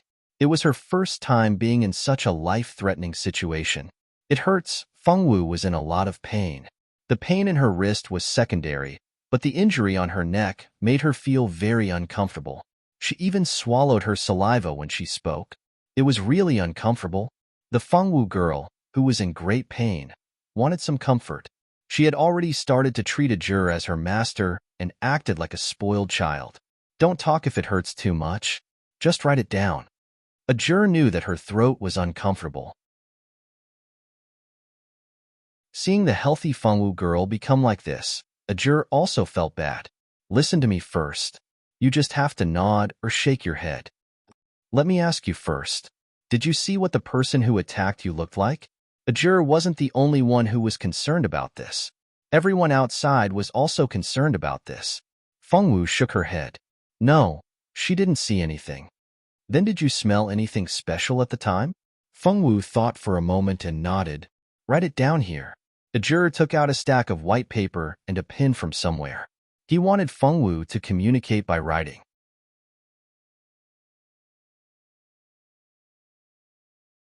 Chapter 316.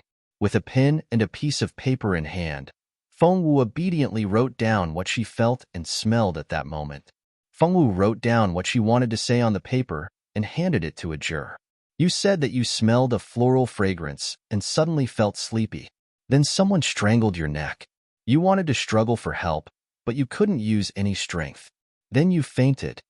In other words, Feng Wu didn't know anything about the person who attacked her. She didn't even see the other party's clothes. Feng Wu nodded. She really didn't see anything. In this place, she couldn't use any of her abilities. She couldn't even hear the sounds of animals and plants. The Feng Wu girl was very uncomfortable. A Jur got the answer and let Feng Wu rest. He had to go out and deal with the people who wanted to know the answer. A Jur closed the door and left Feng Wu's room. Almost as soon as she left the room, she was surrounded by people. A juror asked everyone to go to the hall to talk. She mixed in with the crowd. After everyone left with a juror and the fake girl, he hid in the dark and guarded Fengwu's room. He was afraid that the mysterious person would kill Fengwu again. How was it? Did Jin say something? Did she see the murderer? She must have seen it, right? Yanemo asked almost incoherently. Recently, there had been a lot of murders. Yanemo was about to go crazy. They couldn't wait to get useful information from Jin and then find the murderer. A juror shook his head. Miss Jin didn't see anything. Because Miss Jin's throat was injured, I asked her to write down her experience. Miss Jin wrote it herself. A juror handed the paper Fengwu wrote to Yanemo. No matter what, she was now acting as Yanemo's maid. Yanemo took the paper and read it quickly. After reading it, her face turned pale. A piece of paper was passed around in everyone's hands. After reading it, everyone's face became very disappointed. They thought that there would be some news, but they didn't expect that there was still no clue. Without any clues, no one cared about Fengwu's injury anymore. Except for the two teachers and a Nai, the others didn't even ask about it. For them, saving their own lives was the most important thing. The life and death of others had nothing to do with them. Imogue had also visited Fengwu in the name of her classmate. In order not to arouse suspicion, he didn't dare to visit often. After all, the relationship between Jing Zhan and the original owner that Imogue was playing wasn't that good. If Imogue suddenly changed his attitude, it would be too suspicious. A bloody storm continued to unfold on Pinetail Island. The scythe of the Grim Reaper was already placed on everyone's head. At the same time, on a large ship, the calm sea, the dazzling sunlight, and the cries of beasts on the sea, everything was so tranquil. Margaret followed Baser to the room of Baser's grandfather. Baser's grandfather was a very kind old man. The old man's name was Sherman, and he was a necromancer. Sherman was also a well-known figure among necromancers. He was very righteous and compassionate. Margaret had a good impression of this benevolent old man the moment she saw him. The benevolence in the old man's eyes was something that most people didn't have. Sit down, child. Sherman sat behind his desk. He wasn't surprised to see Margaret enter the room. Instead, he smiled kindly. Hello, thank you and your family for saving my friends and me, Margaret said a little cautiously. You're welcome, child. I believe that it was the will of the Lord that we met, Sherman said. Grandpa, I want to know if something happened to my friends. Just now, young Master Baser told me that they might not wake up. I want to know what that means. Are they seriously injured? Margaret asked anxiously, worried about Fengwu and the others' injuries. Although she and Fengwu hadn't known each other for long, they were already good friends. She had a good impression of Fengwu, who was such an innocent and cute girl. She really didn't want to see anything happen to her. Hearing Margaret's question, Sherman sighed. No, girl, come with me. Sherman stood up, walked around the desk, and gestured for Margaret to follow.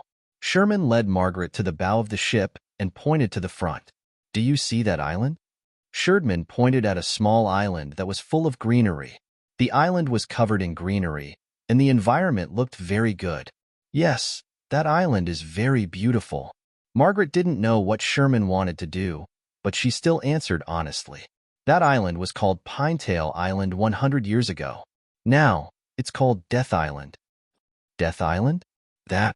Grandpa, I just want to know what kind of injuries my friends suffered. Does that island have anything to do with my problem? Margaret expressed her confusion. Of course it has something to do with it. If I'm not wrong, they should all be on Death Island. Sherman said seriously. What? Please don't joke around. Xiao Wu and the others are clearly sleeping on your ship. Why would you say that they're on that island? This is too strange. In fact, what Margaret wanted to say the most was, are you sure you're not senile? No matter how stupid Margaret was, she knew that she couldn't say that. If she did, she would definitely be chased off the ship and fed to the sea beasts. Their bodies are still here, but their souls are long gone. As a necromancer, Sherman could tell whether a person's soul was still there at a glance. Soul? You mean to say that the reason why they can't wake up is because their souls are trapped on that island? Shocked, Margaret turned pale with fright. She wasn't stupid and grasped the main point in just a few sentences. How could this happen? What should we do now? Should we go to the island and get their souls back? Margaret said helplessly. If they were injured, it would be fine. Whether it was external or internal injuries, there was always a way to treat them. But now that their souls were gone, what should she do? Sherman shook his head and sighed. It's useless. That island is no longer a place where any living creature can enter. Entering Death Island will only result in death. I'm confused. Why would Xiao Wu and the other souls be on that island? What's going on? I'm confused. Margaret expressed that she didn't read much and couldn't understand. This island of death is related to a tragedy that happened 100 years ago. Ever since that tragedy, Matsuo Island has become the island of death. No human can set foot on it anymore. None of the people who set foot on the island have returned alive.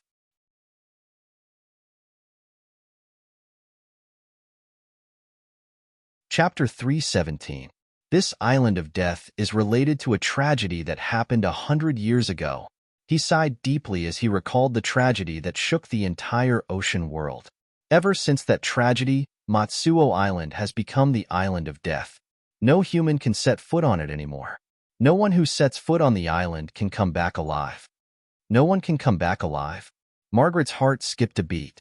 She felt that she had gotten herself involved in something terrible.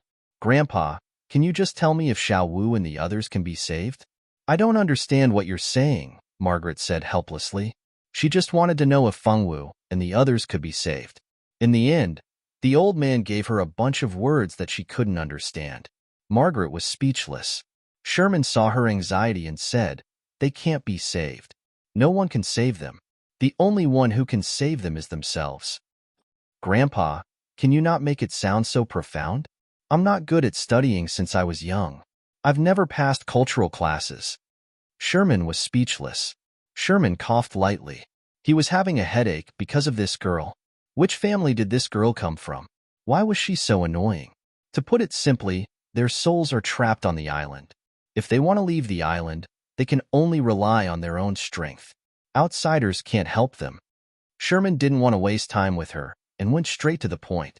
Margaret finally understood. She admitted that her cultural level was too low. She wanted to sleep every time she went to cultural class. However, it wasn't her fault. The one at fault was the cultural class teacher. That old woman would talk long and hard every day in class. Perhaps it was because she had lived alone for decades and hadn't had a boyfriend, but she was a psychopathic old woman. She didn't want to stray off topic, so she went back to the previous topic. Then we can only wait here. Is there nothing we can do? Margaret asked, unwilling to give up. There's nothing we can do. That guy won't let the souls on the island leave easily. Sherman shook his head. When he talked about that guy, he seemed to be recalling something. Who is that guy? Instinctively, Margaret felt that the guy Sherman was talking about was probably the key figure in the incident where Feng Wu and the rest fell into a coma. He's a pitiful person. Let's not talk about it. When people get old, they like to reminisce about the past. Let's go. You should also rest. Before your body fully recovers, you can't be too tired. Sherman came back to his senses and waved his hand after saying these words. He was sending the guest off. Although Margaret was concerned about the safety of Feng Wu and the others, she knew her limits. Now wasn't the time to pester this old man. This old man must know a lot of things, and she had to find an opportunity to ask him. Back in the room, Margaret saw Feng Wu's sleeping figure. She sighed deeply and tried to use her power to wake Feng Wu up. Unfortunately, it was useless. The power she used was like a stone sinking into the sea. It was useless. She lowered her head in disappointment. Xiao Wu, you have to wake up soon. At this moment, on Death Island, the people were still shrouded in an oppressive atmosphere. After Feng Wu's accident, a male student went missing the next day. In the end, his body was found in a flower bed. The male student's main artery had been cut open with a knife. He couldn't be more dead. The next few days were the peak period of death. Every day, people died in different ways. Whether it was the servants on the island or the students in the school, everyone was in a bad mood. Desperate cries could be heard from time to time. The waltz of death continued without any sign of stopping. As for who the murderer was, no one had found out. As teachers, DeLeo and Bellard had mobilized all the available servants and students on the island to conduct a large-scale search on the island. However, after searching every corner of Matsuo Island, they still couldn't find a suspicious person who was suspected to be the murderer. They couldn't find the murderer, and there were no signs of strangers on the island. All these signs pointed to the possibility that the murderer was among them. The murderer hid very well and didn't leave any clues at all. After every murder, there was no useful information left at the scene. Fengwu's injury had healed after a few days of recuperation. Now, she could get out of bed and walk around. She also followed the large group to patrol the mountains to search for the murderer. These days, Ming-Shi and the others had been studying the murderer's methods and habits. Although the results of the research weren't perfect, it wasn't completely useless. While Ming-Shi and the others were studying the murderer, the other people on the island weren't idle either. In order to find the murderer, the two teachers organized everyone into small groups. Each group had 5 people, and the 5 people had to act at the same time. If someone acted alone, it meant that there was a possibility of committing a crime, and they would be heavily supervised. This method was indeed useful. At least, no one was killed in the last 2 days. After 2 days, no new victims appeared. The 2 teachers and the owner of the island, Yanemo, called everyone together for a small meeting on the murderer. All the surviving students and servants participated. Only some guards were still dutifully patrolling outside. Everyone, tell me, what do you think of the murderer? Or did you discover anything? DeLeo stood in the middle of the hall and looked at the survivors in the room. Aside from the dozen or so guards who were still patrolling, there were only about 20 people alive. There were originally 100 people on the island, but now, so many had died. How could this not be shocking? Teacher, I have something to say. The youth who spoke was called Yalan. He was very handsome and had a confident face. It was easy for women to have a good impression of him. This boy was none other than the boy that Yanemo liked. For him, Yanemo had done many unpleasant things and suppressed many girls who had come into contact with Yalan. Anna's friend, Yuzhan, was one of those who had been suppressed. Yalan was DeLeo's favorite disciple. DeLeo was very satisfied with Yalan. He was talented and hardworking. He was neither arrogant nor impatient. He was a good student who didn't let others worry about him. As soon as Yalan stepped forward, the people who were whispering to each other immediately shut up. Yalan was quite popular in the school. Most people were willing to listen to what he said, except for a few. Yalan, if you have any opinions, just say it, DeLeo said with a nod. Everyone looked at Yalan. Despite being stared at by more than 20 people, he didn't have stage fright. He calmly looked at everyone.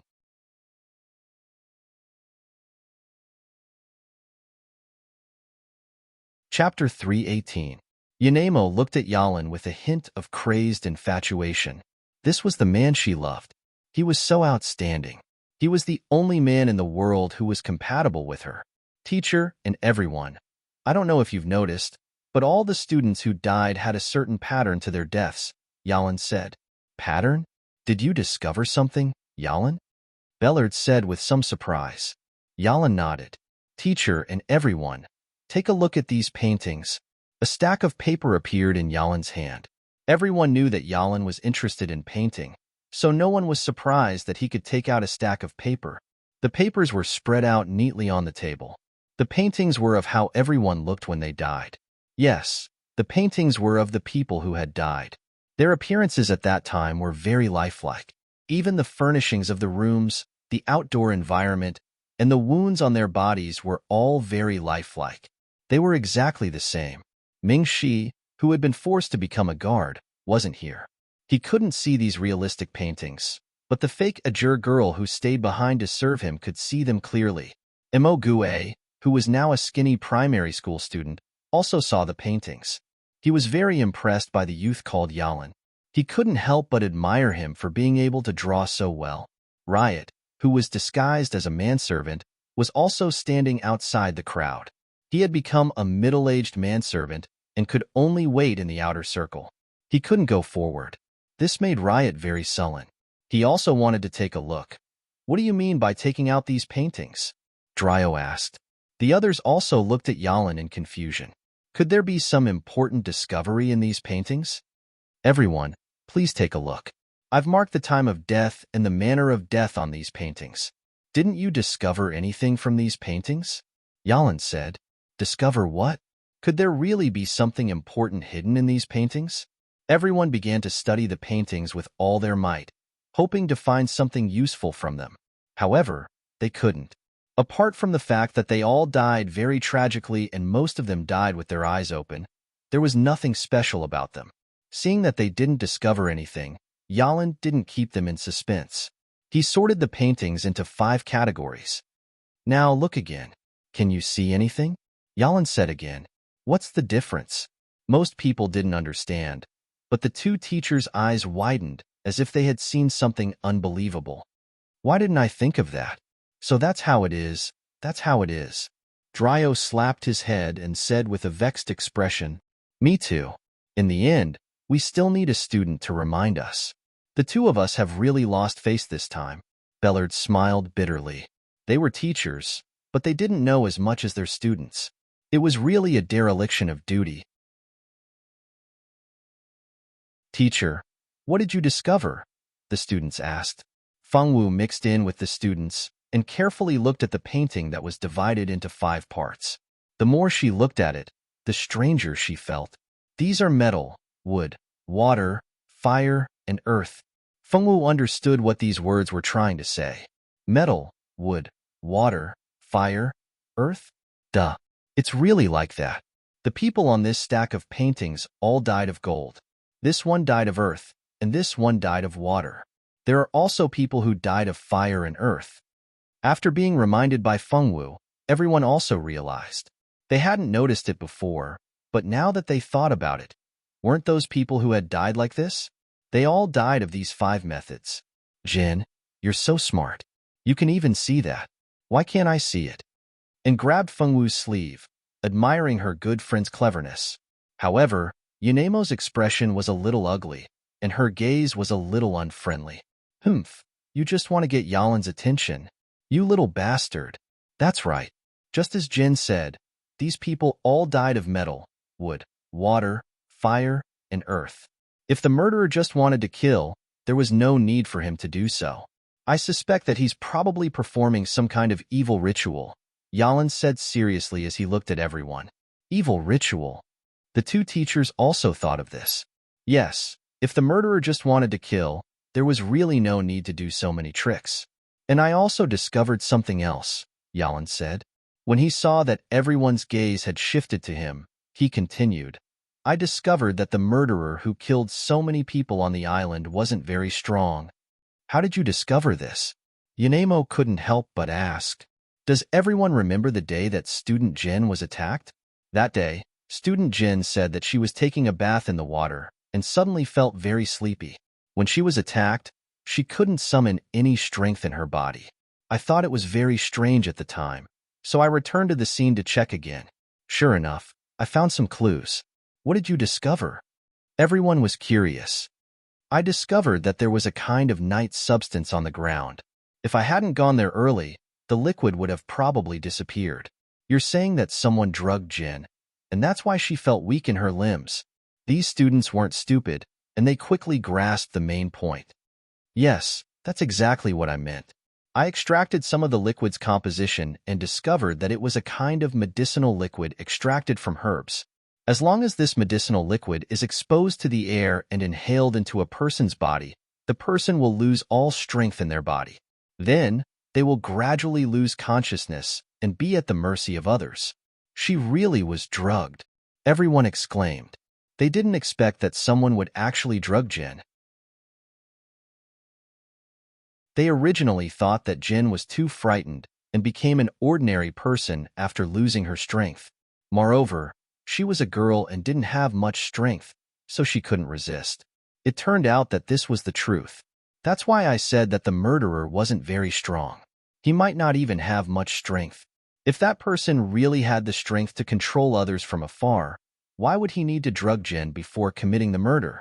He could just crush her with his strength. It had to be said that Yalin's words made some sense. If he really had the strength, why would he go through the trouble of drugging Jin? That means that the murderer might not necessarily be a man. It might be a woman. Someone in the crowd muttered softly. When that person said that, everyone suddenly understood. That's right. A person with average strength who needed to be drugged to kill someone. Who said that it had to be a man? It was possible that it was a woman. With that thought, everyone's expressions changed as they looked at the people around them. Everyone looked like a homicidal demon hiding in the crowd. With this direction in mind, everyone already had a sketch of the so-called homicidal demon in their hearts. It could be considered an improvement in investigating homicidal demons.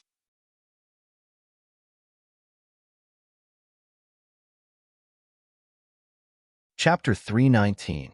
This time, the meeting lasted for a long time.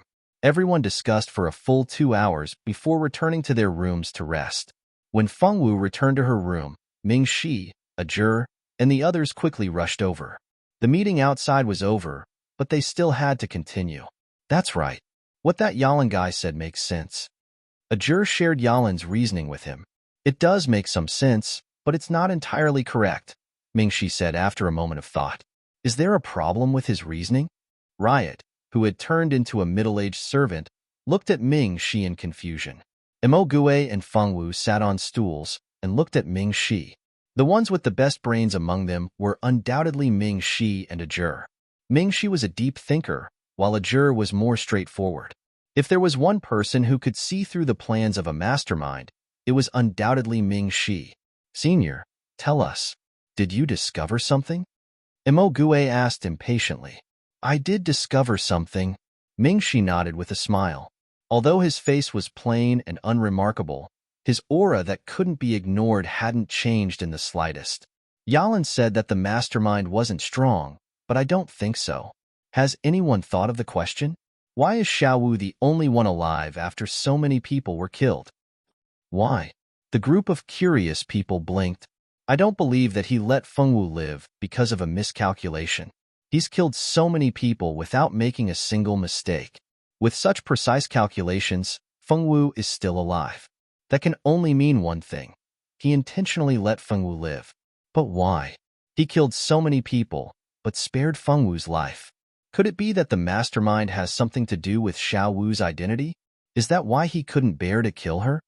Ajur couldn't help but guess. Riot and Imogue nodded, thinking that Ajur's words made sense. Fengwu blinked her large eyes and looked at Ming Shi curiously. Ming Shi shook his head under everyone's gaze. No, the mastermind didn't let Fengwu live for such a simple reason. What other reason could there be? Could it be that the mastermind was secretly in love with the original Jin? That's why he couldn't kill her. Imogue exclaimed. Ming Shi and the others looked at him indifferently, as if to say that he was overthinking things. He wanted Fengwu to live because he wanted to obtain a piece of testimony. Ming Shi didn't keep them in suspense and directly stated his reasoning. A piece of testimony. Ajur thought for a moment and immediately understood what Ming Shi was trying to say. You're saying that the mastermind deliberately used such a crude method to kill Xiaowu so that he could obtain Xiaowu's testimony and lead the people outside to the evidence of the drugging. What? So that's how it is. That's too scheming. Imogue hadn't thought of such a reason at all and was quite shocked. That person really is terrifying, Riot said. That's not right. Think about it. Among the people outside, I think only Yalin has some brains. With the others' brains, who knows how long it would take for them to figure out the drugging? If even Yalin was overlooked, wouldn't that be a waste of the mastermind's plan? Imogue had interacted with the people outside for so many days and was confident that he had seen through their true nature, except for the mastermind who had hidden himself extremely well. He believed that none of the others were exceptionally smart. Even Yalin was just a little clever. It won't be a waste. Even if Yalin didn't think of it, someone will remind him at the right time. Ajur didn't believe that the mastermind would let their plan fail. Well said. Ming Shi nodded in agreement. Does anyone else have any discoveries? If so, let's think about it together, Ming Shi said.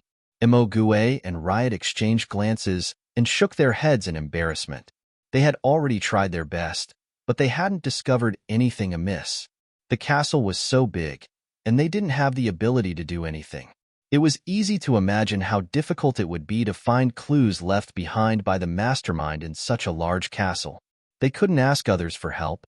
After all, they weren't the enemy's targets. "I found something," the Fengwu girl unexpectedly said. She looked seriously at Mingxi and said, "Xiao Wu, what did you find?" Everyone was curious as to what Fengwu could find. She spent most of her free time cooped up in her room and rarely went out. Whenever she went out, she would be with everyone. Would she have a chance to look for clues? Fengwu stood up and walked to the dresser on the wall. She opened the drawer and gestured for everyone to go over. Mingxi and the others walked over. They looked at Fengwu and then at the open drawer. There was nothing inside except for some girls' cosmetics. What was so strange about that? Fengwu picked up a box of cosmetics and held it in her hand. "Is there something wrong with this?" A juror took the cosmetics from Fengwu's hand and spun it around in his hand. He opened it and looked at it a few times, but didn't find anything wrong. "Look here, this symbol." Fengwu turned the box over and pointed at a flower and butterfly symbol. "Isn't it normal for girls to have this kind of symbol on their cosmetics? Only you little girls would like flowers and butterflies," Imogue said nonchalantly after taking a look. Even Mingxi, who had always been sharp, couldn't see anything unusual about this pattern. "This is Butterfly Love Flowers Cosmetics." Butterfly Love Flowers Cosmetics disappeared 100 years ago because everyone who knew how to make them died. Butterfly Love Flower no longer exists in this world, Fengwu said expressionlessly. "You're saying that this brand of cosmetics stopped being sold 100 years ago?" Imogue was shocked. "It's also possible that someone in Yanemo's family just happened to know how to make these cosmetics and made them specifically for Yanemo's family to use," Riot said. There had been cases like this in other countries before. A family that specialized in fine wine had been massacred. That family's fine wine could no longer be bought outside. Everyone thought that the wine had been lost until someone discovered it later. It turned out that the family still had an heir, but they didn't open the store anymore. They only made wine for one person. Who knew if Butterfly Love Flower was in the same situation? "This is a precious item. Many girls have this kind of cosmetics. I asked those girls, and they said that it was Yanemo's family business. She gave the cosmetics to everyone."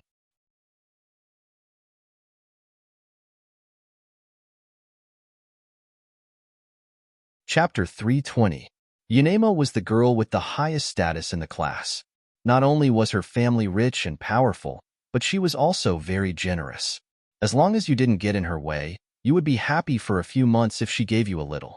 For example, this Butterfly Love Flower Cosmetics cost 100 gold coins per box.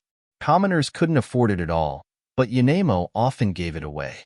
What about Yanemo's family business?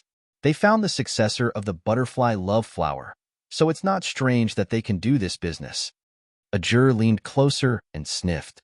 It was quite fragrant, but a little pungent. He didn't like it very much. Yanemo's family surname is Gaotan. I've seen it in a book. 100 years ago, the owner of the Butterfly Love Flower was the Gaotan family. The Gaotan family has always had a single descendant. 100 years ago, there was a tragedy that shocked the entire sea world. The Gaotan family was completely wiped out, and no one survived. Fengwu had read many books, and she happened to see this story in a book called Strange Tales of the Sea. According to the Strange Tales of the Sea, the death of the Gaotan family was very mysterious. No one knew who killed them, and the case was still an unsolved case to this day. In the Book of Maritime Anecdotes, there is a record that might be useful to us. It is written in the book that 100 years ago, the head of the Gordon family spent a huge sum of money to buy a beautiful island for his beloved daughter's birthday as a birthday present. The name of the island was Loose Tail Island, and the daughter of the head of the Gaotan family was called Yanemo Gaotan. There was a lot of information in this, and they were all stunned. Mingxi and the others immediately understood what Fengwu wanted to say. However, after they understood, their eyes widened, and their eyes were full of disbelief. Yes, no one would be able to remain calm after hearing that they had traveled back in time 100 years ago. Damn it, only a god could do something like traveling back in time. They didn't believe that any human could do such a thing. Was the person who trapped them on the island a god? Of course not. They weren't stupid enough to believe that a god would do such a thing. Furthermore, gods generally wouldn't come to the human world. Ever since the Great War 10,000 years ago, the Three Realms had established the Three Realms Peace Treaty. Since then, no god had set foot in human territory.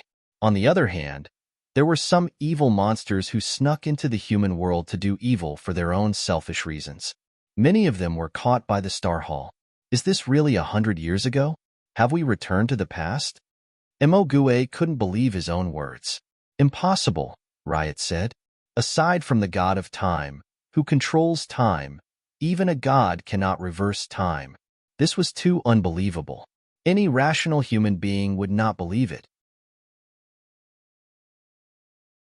I suspect that we may have entered some kind of illusion. Everything that happened here is what really happened 100 years ago. Mingxi voiced his guess. Illusion.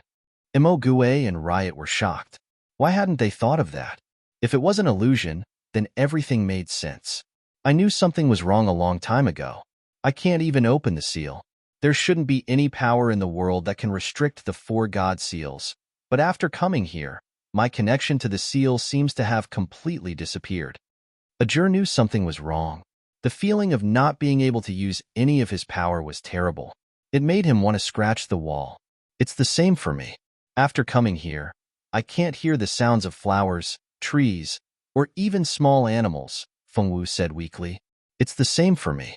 There's no aura of nature here. Everything here is fake. The sun is fake. The moon is fake. Even the people outside are fake. They must have been created from the memories of the mysterious man. Mingxi was the prince of the Silver Moon ancient kingdom and the future successor of the empire. His strength was unquestionable. In addition, he had a powerful divine bloodline. Logically speaking, even if he couldn't use his strength, the power of his bloodline wouldn't disappear. However, on this island, the power of his bloodline had disappeared. He would be an idiot if he still couldn't find anything. Yes, Mingxi had long since discovered that they were in an illusion. It was a world created from someone else's memories. There were very few people in the world who could do something like this. Mingxi couldn't guess who this person was or what they wanted to do. It wasn't until Fengwu voiced her guess that Mingxi figured it out. Although he still didn't know who this mysterious man was, he could guess what they wanted to do. Holy shit! Where did this mysterious man come from? He's so awesome. He's really good at illusions. Emogue had almost knelt down in front of the mysterious man when they were in a powerful illusion. He was already so awesome. Why did he still want to make things difficult for these juniors? If you want to know who he is, why don't you just ask? Please come out. I know you've been watching us all this time. Mingxi suddenly smiled faintly and looked around. Hearing Mingxi's words, the others couldn't stay calm. What? That mysterious man had been near them all this time? The 3 boys quickly looked around, but they didn't see anything. Just then, the old and mysterious voice sounded again. You're really smart. It seems that I didn't find the wrong person this time. Who are you? Why are we trapped here? And what's your relationship with the people who died on this island 100 years ago? Or are you one of them? Mingxi threw out several questions in a row. The mysterious man's voice came from nowhere.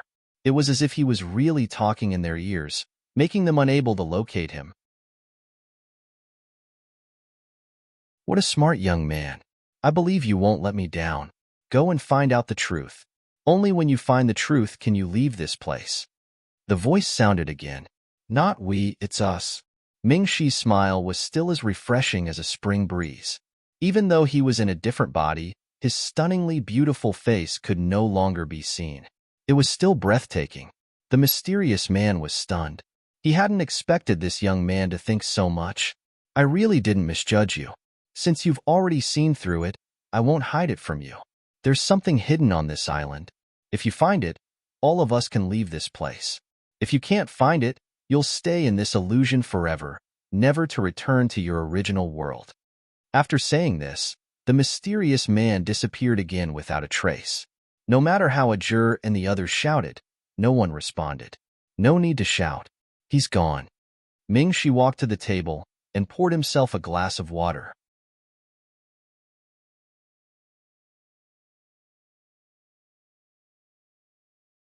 Chapter 321. With that, the mysterious man disappeared without a trace. No matter how much Ajur and the others shouted, there was no response. No need to shout. He's gone. Mingshi walked to the table and poured himself a glass of water. He left just like that? He didn't even make himself clear. Did he want us to find the culprit, or that thing he was talking about? Emo Gue grumbled. We have to complete both tasks. If I'm not wrong, those people outside aren't illusions. Only by finding out the truth and finding the thing that's imprisoning everyone can we truly be saved. Mingshi raised his glass and took a sip of water. What are you talking about? Didn't you say they were illusions? Why did you change your mind so quickly? Ajur asked in confusion. At this moment, Fengwu spoke up. They aren't illusions. They're spirits. Spirits? No way. Xiaowu, you're saying that those outside are all spirits. They're the souls of dead people. Fuck. Weren't they all dead people? Did he have to be so unlucky? Thinking about how he'd spent all this time with dead people, Imo Gue felt a little hurt. Xiaowu, you can tell that they're spirits? Mingshi asked in surprise. He hadn't expected Fengwu to be able to tell the true identity of those people outside. Even he had only just discovered it. What he'd said just now was just a test for the mysterious man. He was satisfied with the results and had also obtained some useful information. Fengwu hesitated for a moment before nodding. Yes, she could tell. Although her body wasn't the same as before, Fengwu hadn't taken away all of her abilities. For example, her eyes. Fengwu's eyes could see spirits. Naturally, she knew that those people outside weren't illusions. They weren't ordinary spirits. They were powerful wraiths. Their resentment was deep and heavy. Fengwu didn't know why she could see these things even though she was clearly Jin now. The only explanation was that she hadn't possessed someone else's body. Instead, she had directly become Jin. That was why her eyes could still see things that others couldn't. She could also sense the life force that others couldn't. The flowers and trees outside were all fake, so she couldn't hear their voices. However, the spirits were all real. That was why she could tell that they were different. So you've already discovered the true identity of those guys outside, Ajur said in surprise. Fengwu shook her head. No, I didn't, Fengwu said seriously, looking at Ajur. Ajur's eyes widened in surprise. Aren't you able to see through their true identities as spirits? What he meant was that if he could see through them, why didn't he notice it? Even Imo Gue and Riot were surprised. They hadn't expected Fengwu to say such a thing. I didn't feel any resentment or evil aura from them. They didn't seem like spirits at all. I only confirmed it today. Fengwu blinked and said innocently. Acting cute was shameful. Everyone felt helpless. Fengwu girl hadn't lied. Just as she had said, those people really didn't seem like spirits. Their bodies were very solid and didn't have the illusory feeling of spirits. Although Fengwu's eyes had already seen that there might be something wrong with them, she hadn't said anything because she wasn't sure. It wasn't until today, when she discussed it with Mingshi and the others, in the reappearance of that mysterious person, that Fengwu had confirmed her guess. I have one more thing to say, Fengwu said. We are the same as them. The same? What does that mean? What do you mean we are the same as them? Mingshi and the others were puzzled. They didn't understand what Fengwu girl was talking about. Fengwu bit her lip and said, We are also spirits. Fengwu's words were undoubtedly as powerful as a bullet. What did she mean by they were also spirits? Shouldn't they have been pulled into this world as a wisp of consciousness? That's impossible. How can we be spirit bodies? We should only be consciousness bodies. Everyone on the continent knew that there were two ways to enter an illusion. One was to enter physically, and the other was to enter spiritually. Physically entering physically was easy to understand. Physically entering physically was to personally enter the illusion with one's physical body. Spiritually entering was to let a wisp of one's consciousness enter the illusion. Entering an illusion with a physical body could result in death, but entering with one's consciousness was relatively safer. Entering with one's consciousness was like splitting off a wisp of consciousness from the original spiritual consciousness. The strength of this wisp of consciousness depended on how much you split off. Your spirit could be attached to this wisp of consciousness to train in the illusion. If you encountered danger, the wisp of consciousness would be eliminated. It wouldn't be a big problem. At most, your spirit would be damaged, but you wouldn't be fatally injured. For safety reasons, everyone would first use a wisp of consciousness to explore the illusion. After confirming that there was no danger, they would then let their physical body enter. Everyone cherished their lives. Of course, not all illusions were dangerous. Most of the illusions had relatively low lethality. Illusions were originally meant to trap, not kill. Unless someone specifically created an illusionary killing array, then it would be a different story. Because there were only two ways to enter an illusion, Ming-Shi and the others naturally thought that they were just a wisp of consciousness. The reason why they didn't think that they were physically present was because one or two of them had very special bodies. They had powerful bloodline power and God-given power. If they were physically present, it would be beneficial for them. They were already worried when they guessed that their spirit would enter the illusion. They all thought that their entire consciousness would enter. Unless one was an idiot, no one would take the initiative to enter an illusion with their entire consciousness. After all, once one's consciousness was completely destroyed, the body that survived would be nothing more than a walking corpse. Without any self-awareness, it was no different from being dead. It was already bad enough that their entire consciousness was forced to enter the illusion. However, Fengwu told them that there was no worst, only worse. It turned out that they weren't even spiritual consciousnesses, but spiritual bodies. Were they all dead? Was that why their souls left their bodies? Thinking of this, everyone's expression turned ugly. No way, they shouldn't be dead, right? Mo Gue frantically typed in his mind. When their souls entered the illusion, they suddenly felt that they were awesome. No one had ever done this before. If their souls entered the illusion, then they wouldn't even have a chance to reincarnate. If only their consciousness entered the illusion, then it would be fine. Even if their consciousness was eliminated, as long as their soul was still there, they could reincarnate. If even their soul was gone, then what was the point? They didn't even need to reincarnate. If they didn't have a soul, how could they reincarnate? Thinking of how serious the destruction of their souls was, everyone felt a pang of sadness.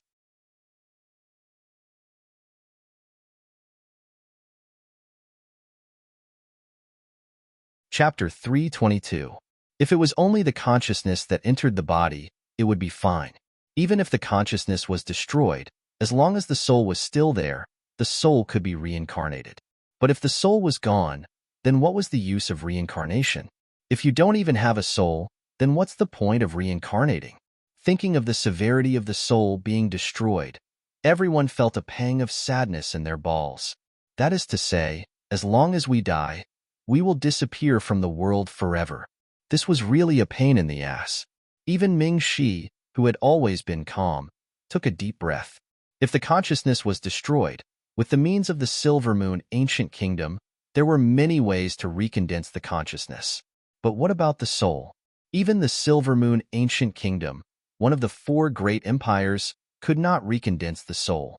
Even a real god could not resurrect a soul that had disappeared, let alone an ordinary human in the human world. While Fengwu and the others were discussing the problem of the soul, in another room, 7 people were gathered together.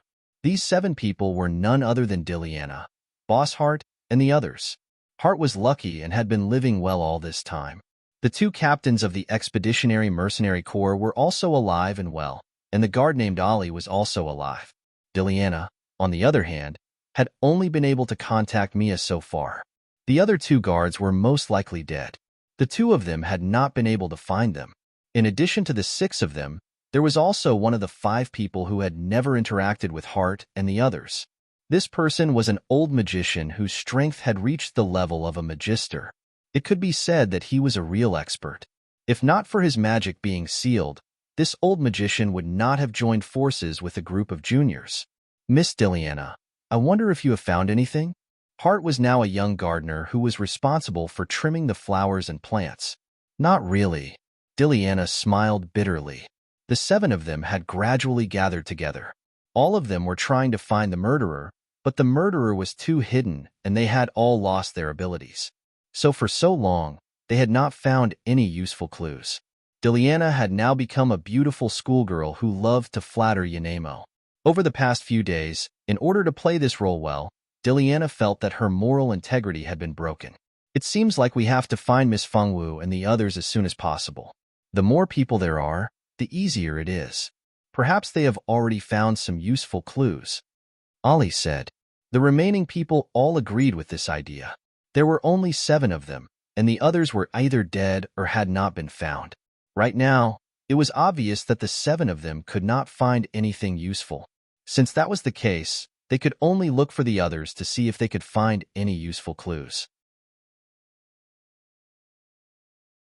Miss, what if Miss Fengwu and the others have already been killed? Mia asked without much hope. The others also sighed. Too many people had died recently, and no one knew if there were any of their own people among the dead. Try your best. I hope Fengwu is fine. Diliana's eyes darkened. She didn't want anything to happen to Fengwu.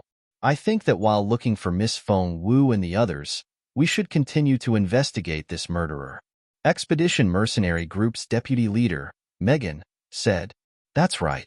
A person must have a motive to kill. I don't believe that the murderer would kill for no reason. I'm afraid we have to look for a reason from Yanemo or her family, the old Magus said. That was right. The most important thing for a person to kill was a motive. A person who could kill so many people must have a motive. Whether it was a crime of passion or revenge, whether it was a single person or an accomplice, all these had to be investigated. Ming-Shi and the others finished their meeting at the same time. Ming-Shi and the others' results were similar to Diliana's. Starting from the motive, they had to find out the murderer's motive. There were many motives for murder. Some people killed for love, some killed for a few words, some killed for revenge, and some killed for interest. The first 3 were not afraid. As long as there were traces, they could always find it. The last one was afraid of, as the killer was purely for interest. That would be bad. After Fengwu and the others finished their discussion, they decided to find out if Yanemo's family had any enemies. If you wanted to know how rich and powerful Yanemo's family was, there were many people who could talk to you. But when it came to enemies, ordinary students couldn't know. Asking Yanemo directly wasn't a good idea. They had to find a way to make Yanemo tell them. At night, the survivors had already lined up in order to take turns patrolling and keeping watch. Even the girls had to participate in the night watch. Tonight, it was Fengwu's group and another group's turn to patrol. Yanemo's house was too big. After so many people died, the house suddenly became empty. The 2 teachers asked the owner of the house, Yanemo, for permission to let everyone live on the first floor. The rooms upstairs were already empty. Even the servants moved to the first floor. At this time, it was dangerous to be scattered. Because the living area had been reduced, the patrol area had also been reduced. Many places in the house had been locked up by the housekeeper in order to prevent the murderer from sneaking in. There were 2 groups of 5 people. One was responsible for patrolling inside, and the other was responsible for patrolling outside. Emogue was also among the patrolling people. He used some tricks and was successfully assigned to the same group as Fengwu. In addition to Fengwu and Anai, there were 2 other students, a boy and a girl, in the group. Patrolling at night was very boring. It was also very scary. They were afraid that the murderer would come out and kill again. While patrolling at night, they couldn't help but chat a little. The boy in the same group as Fengwu was very talkative. With him around, they weren't so bored and scared. Do you think that the murderer is really among us? A girl in the same group as Fengwu, named Kashali, asked nervously. It shouldn't be. We are all classmates. If someone really wanted to kill us, why wait until now? Anai whispered. That person didn't have the chance. Think about it, if we didn't come across this island, and if he didn't use some method to make us lose the ability to fight, he wouldn't dare to kill us. Anyway, I don't believe it. As the only boy in the group, Chamai was very active. That's true, but who on earth wants to kill us? It's really hard to believe that there might be a murderer among our classmates. We've been together for more than a year. Although there are occasional quarrels, it's still more than a year of interaction. How can they kill us just like that? Anai thought of her dead classmates. Not long ago, they were sitting on the boat and playing together. She didn't expect that not long after, they would be separated by life and death. Her heart was heavy and depressed.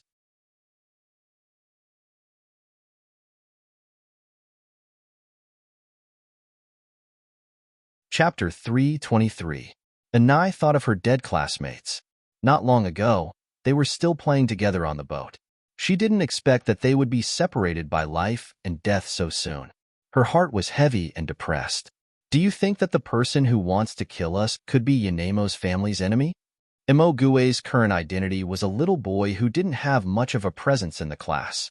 He was not tall, had an ordinary appearance, and was not very strong. In the class, his strength was below average. Chamai was stunned. To be honest, this thought had appeared in most people's minds, but they were now standing in Yanemo's territory, so no one dared to say it out loud. Chamai looked at Imogue in surprise. He didn't think that this timid and useless Puli, who usually didn't show his strength, would dare to say such a thing. Kashali didn't think so much. She only thought that the murderer killed for the sake of killing. She had never associated all this with Yanemo's family. After hearing this, she was stunned for a moment and immediately asked a lot of questions. Puli, why would you say that? Did you find something? Kashali looked around to make sure that there were no Yanemo's servants nearby. Then she asked in a low voice. Imogue shook his head and said, I didn't find anything. This is just my guess.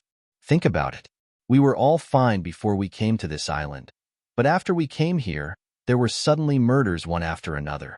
Matsuo Island is Yanemo's property. No matter how you think about it, it can't be unrelated to Yanemo's family. No, this possibility is not big. Think about it.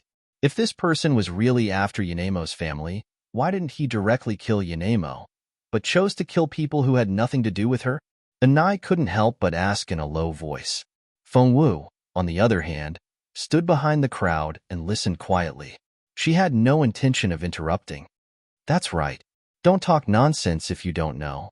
Just like Anai said, if the murderer was really after Yanemo, why didn't he just kill her? Instead, he implicated so many innocent people like us. Chamai immediately nodded at the side. Chamai was also one of Yanemo's suitors in class, and he was the most ordinary kind of suitor. Yanemo came from a good family and was beautiful. In their school, many boys wanted to catch Yanemo's attention and reach the peak of their lives. In front of others, Chamai would never say anything bad about Yanemo. He would only flatter her. If he heard someone say something bad about Yanemo behind her back, he would stand up and speak for her. Just like now, although Chamai had such a guess in his heart, he would never say it in front of others and offend Yanemo, the campus goddess. Think about it. Weren't the people who were killed first the ones who were closest to Yanemo, and then the normal students and servants? Imogue played the role of Puli and said in a low voice. Imogue's reminder reminded everyone of the first few people to be killed. Indeed, the first to die were either Yanemo's friends or her most passionate pursuers. After those guys died, it was the other people's turn. They hadn't thought of it this way before, but now that they thought about it, Puli was right. That's true, but maybe it was just a coincidence. We can't conclude that the murderer was after Yanemo just because of this, right? Anai said hesitantly. That's right. If it was really for Yanemo, why didn't that person kill Yalan? Who doesn't know that the person Yanemo loves the most is Yalan? Kashak added. I think that person is playing a game. He wants Yanemo to see the people she cares about die one by one in front of her. He also wants her to feel the fear of him being the next one to die. Sometimes, it's not scary to kill someone directly. What's scary is to live in the shadow of death. As for Yalan, if things really are as I said, then Yalan is very likely to be the next victim. Imogue wasn't being an alarmist. This was just one of the several hypotheses they had come up with. They all felt that it was very likely that the murderer was after Yanemo. Mingshi had already gone to protect Yalan. What Imogue wanted to do was to incite panic. It was fine if Yalan didn't die, but if Yalan really did die, then these people would definitely blame everything on Yanemo. When that happened, it would be much easier for them to ask questions. Although Yanemo was currently in a good position and had prestige and status among the students, in front of a threat to her life, all of this was bullshit. Imogue's words weren't without reason. They couldn't refute him, But how could he be so sure that the next victim would be Yalan? Even if that person really wanted to kill Yalan, who knew what the murderer was thinking? Maybe he wanted to save Yalan for last. Of course, Imogue wasn't just saying this casually. This was the conclusion that Ming Shi and Ajur had come up with. According to the order of death, the murderer was very happy to kill some useless passers-by and then target the few people Yanemo cared about. In a few days, she would suffer the pain of losing a friend.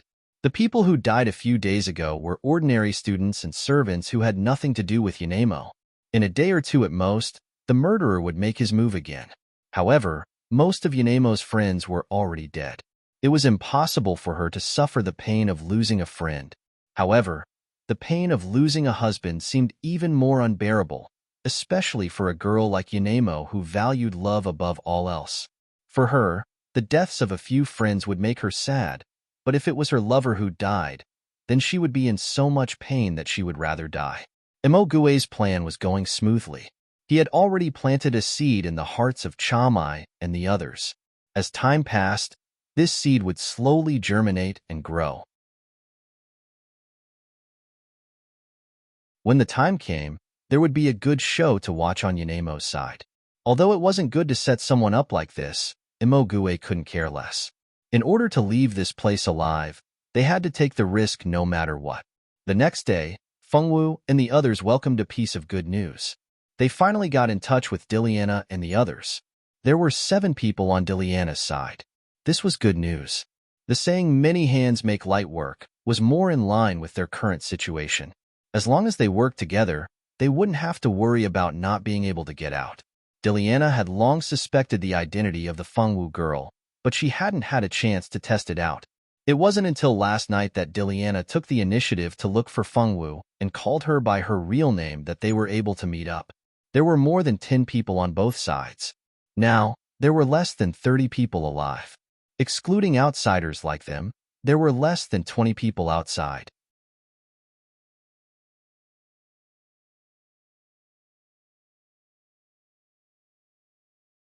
Chapter 324. The two sides exchanged information and worked out a plan to catch the murderer. The plan was still in preparation.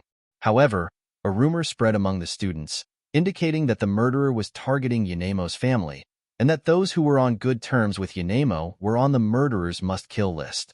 This rumor spread too fast, and soon Yanemo was pushed into the center of the storm. This rumor was very vivid, and it could withstand scrutiny. In the past, those who thought this way did not dare to say it out loud to offend Yanemo, and they did not want to be bullied by her supporters. Now, Yanemo had become the target of everyone's crusade. The originally high and mighty goddess had immediately been pulled down from the altar. Therefore, no matter what kind of goddess she was, in the face of life, who would want to have tender feelings for the fairer sex? Not to mention those who liked to support her in the first place.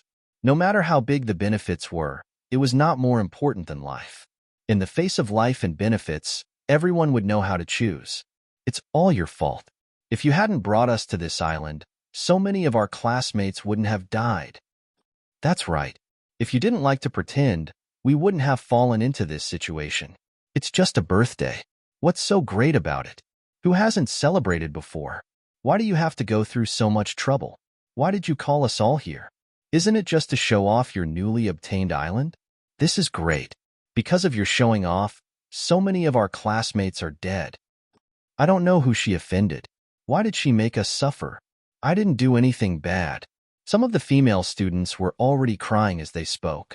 Originally, if it was just a perverted murderer, everyone would be embarrassed to blame Yanemo.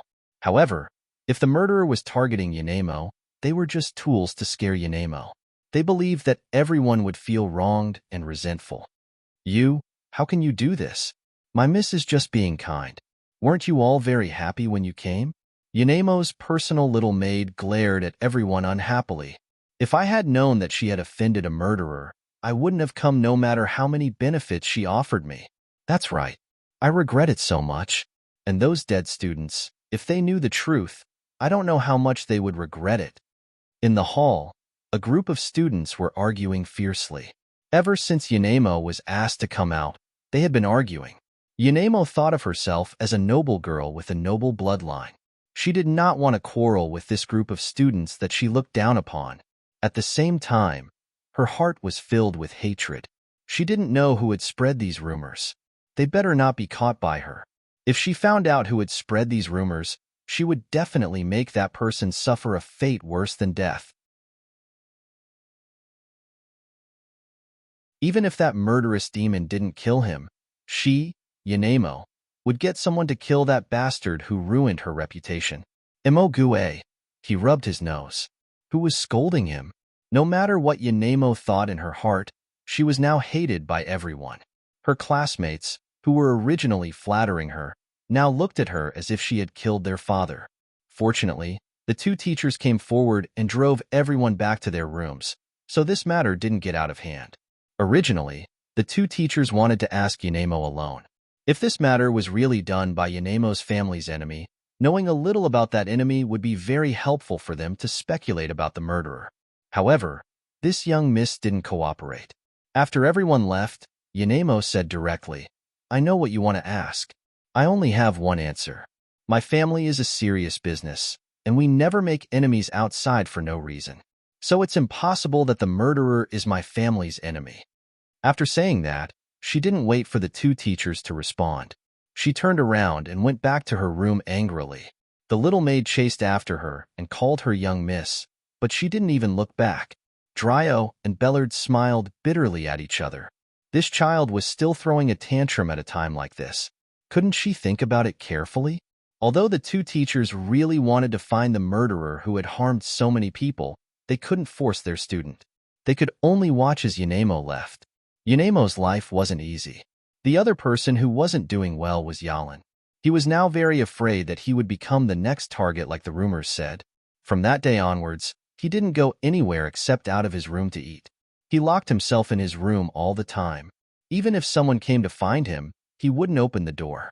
He lived a life of isolation. Another night came. The wind was strong, the clouds were dense, and the waves were rolling. A storm was coming. Late at night, a dark shadow sneaked into a room. That person looked at someone sleeping on the bed. That person calmly raised his sword and was about to stab down. Unexpectedly, another figure appeared in the room at this time. This person was a juror. A juror successfully blocked the sword. He casually picked up a weapon from somewhere and fought with the murderer who had shown up for the first time. Although a juror was a fire mage, his martial arts weren't weak. He didn't lose to that person. After dozens of exchanges, that person was very smart. Seeing that he couldn't win, he crawled out of the window and tried to escape. At this time, Ming-Shi arrived and blocked that person's way. With the addition of Ming-Shi, that person in black was naturally no match for them. Soon, he was beaten by the two of them and couldn't fight back. "Let me see who you are." A juror used his sword and successfully cut off the black cloth that the person used to cover his face. A familiar face appeared in front of the two. This person was none other than Chamai. Chamai was actually that murderer. This fact was a bit surprising. Chamai always acted like a chatterbox outside. Moreover, he was Yanai's suitor. Who would have thought that such a boy was actually a murderer? Outside, there was a storm, thunder, and lightning. Inside, swords were drawn and bows were drawn. Chamai was under control, but there was no panic on his face. "Why did you kill them?" Ming-Shi asked. "They deserved to die." Chamai's face no longer had the usual smile. Instead, he coldly looked at Ming-Shi and a juror. "That's not the reason why you killed them. Tell me, what's the real reason?" A juror's fake girl looked coldly at Chamai, who was beaten to the ground, and said, "Humph." Chamai coldly snorted and turned his head away. "You're quite arrogant." A juror kicked him in the stomach. This guy had killed so many people. Kicking him twice could be considered as collecting interest. No matter how a juror kicked him, that person refused to say anything. He didn't say a word about the reason why he killed them. This made things difficult for a juror and Ming-Shi. They had clearly found the murderer, but that mysterious person didn't appear. This proved that they still had things to do. It seemed that before they dug out the truth, they couldn't go anywhere.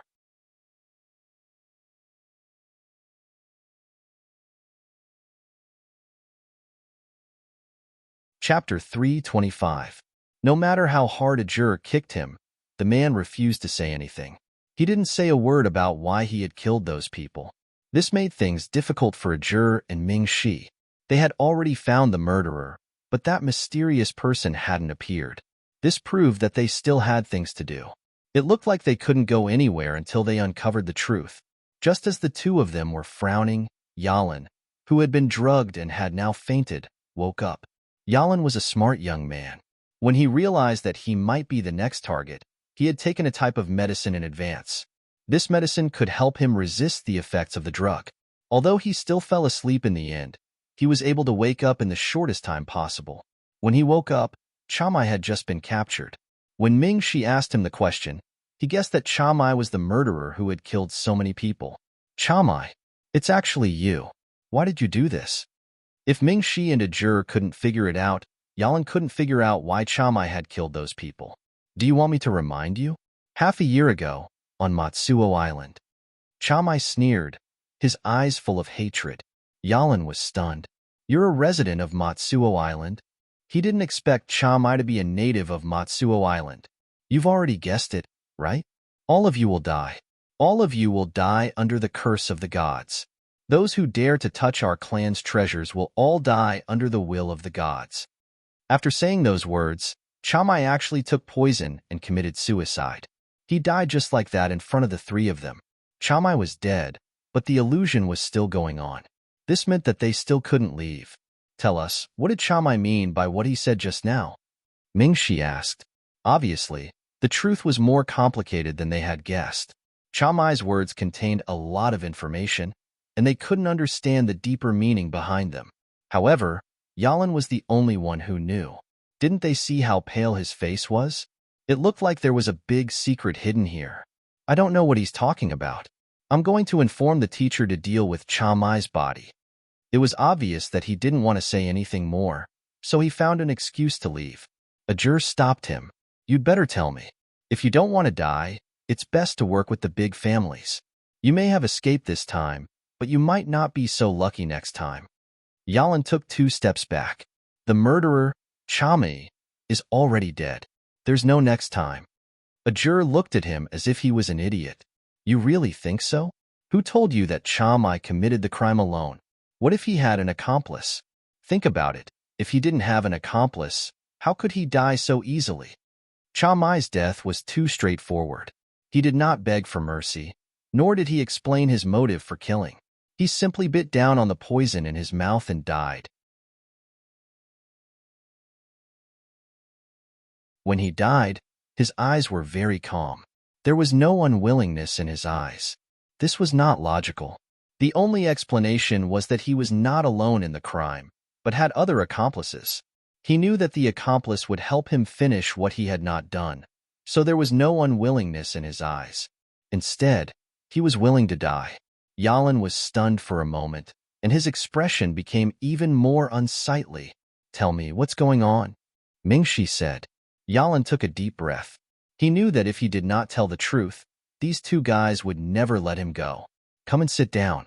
This is a long story, so I'm afraid it will take some time to explain. Yalan motioned for Ming Shi and a juror to follow him to the sofa. The 3 of them sat together. Ming Shi and a juror looked at Yalan, indicating with their eyes that he could speak. Yalan sighed. He knew that this secret could not be hidden anymore. They had sworn to never tell anyone this secret, and now they could no longer keep this promise. It all started half a year ago, Yalan said slowly. Half a year ago, during the school holidays, Yanemo invited some of her classmates who were close to her to go out to sea. The place they went to was Matsuo Island. There were 5 villages of various sizes on Matsuo Island. The residents of the island lived and worked in peace. Although there were no strong fighters guarding the island seemed to be under the protection of a god, and no disasters happened. The residents of the island could never have imagined that a group of students who came to the island for a vacation would bring disaster to them. Although Matsuo Island was beautiful, there were no minerals. This made some strong fighters unwilling to stay on the island. However, because of the beautiful scenery, Matsuo Island attracted some people to come and play. The smart people on the island built hotels, and as the only hotel on the island, business was very good. Yalin and the others stayed in that hotel. The owner of the hotel was a kind uncle. The uncle ran the hotel with his wife and daughter and lived a happy life. On the day that Yalin and his group of 12 checked into the hotel, Yanemo and two other girls got up in the middle of the night to go to the bathroom. They did not expect to hear a shocking conversation. The owner's daughter was naughty. She secretly took out a map from the secret room where the owner hid things. It was a map of the key to the tomb of the god of the sea. It was one of the 3 keys to open the tomb of the sea god. As long as all 3 keys were gathered, the tomb of the sea god could be opened. The owner told his daughter that this map could not be lost. He told her that she must not take it out again. They did not expect that Matsuo Island had such a big background. The purpose of its existence was to protect the key. This shocking news made Yanemo's heart beat faster. Yanemo had always been the kind of person who would get what she wanted. Since she was interested in the key, how could she let the owner keep the map? They broke into the owner's room and asked him to sell the map. The owner naturally refused. Then, the two sides fought. That day, there were only 12 of them in the hotel. There were no other guests. The owner's family was very ordinary. They were no match for Yanemo and the others. In the end, the map was stolen. The owner tried his best to protect the map. Yanemo did not want the news to spread, so she killed the owner's family of 3. After the owner's family died, the group of boys and girls excitedly took the map and went to get the key overnight. They entered the cave where the key was hidden and accidentally triggered a restriction. They could not step into it. At this time, another accident happened. None of them noticed that the boss's daughter was still breathing. She did not know what method she used to keep herself alive. She went out of the hotel and asked for help. She told the villagers who heard the news that the map was stolen. The villagers were furious. The key to the sea god had always been a secret of the older generation on Matsuo Island. Not many people knew about it. The map was guarded by a new owner every 3 years. They did not expect that something would happen to the owner of the hotel. Knowing that someone had stolen the map, the villagers immediately mobilized people to catch Yanemo and the others.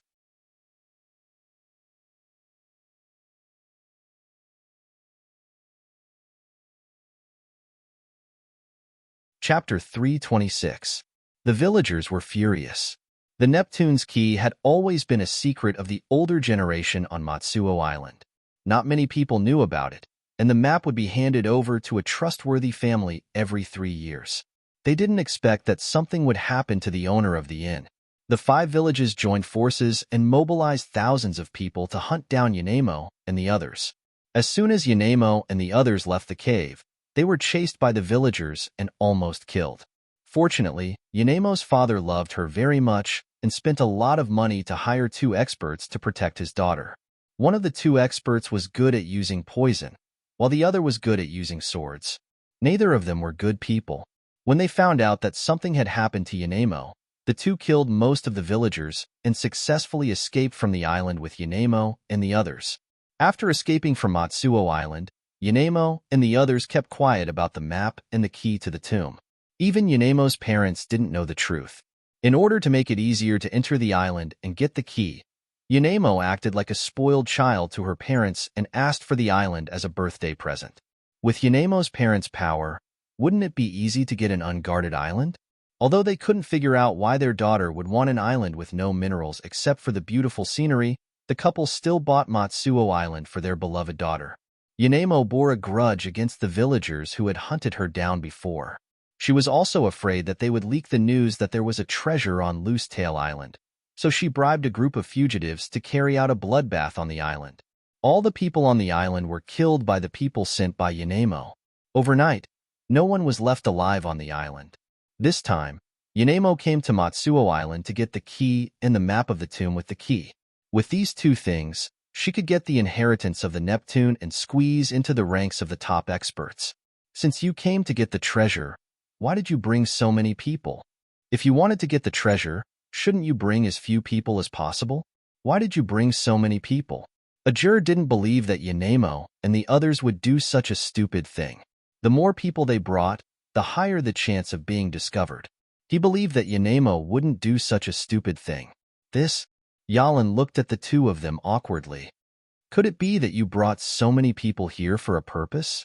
Ming-Shi looked at his embarrassed expression and immediately guessed that things might not be so simple. Hurry up and tell me. The fake juror glared at him.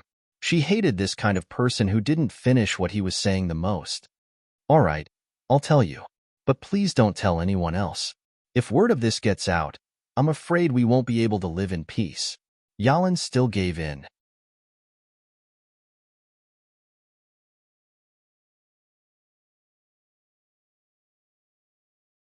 To be honest, he'd rather it was Yanemo who did it. Rather than dealing with an unknown murderer, it was more reassuring to know the enemy. An unseen enemy was the most terrifying.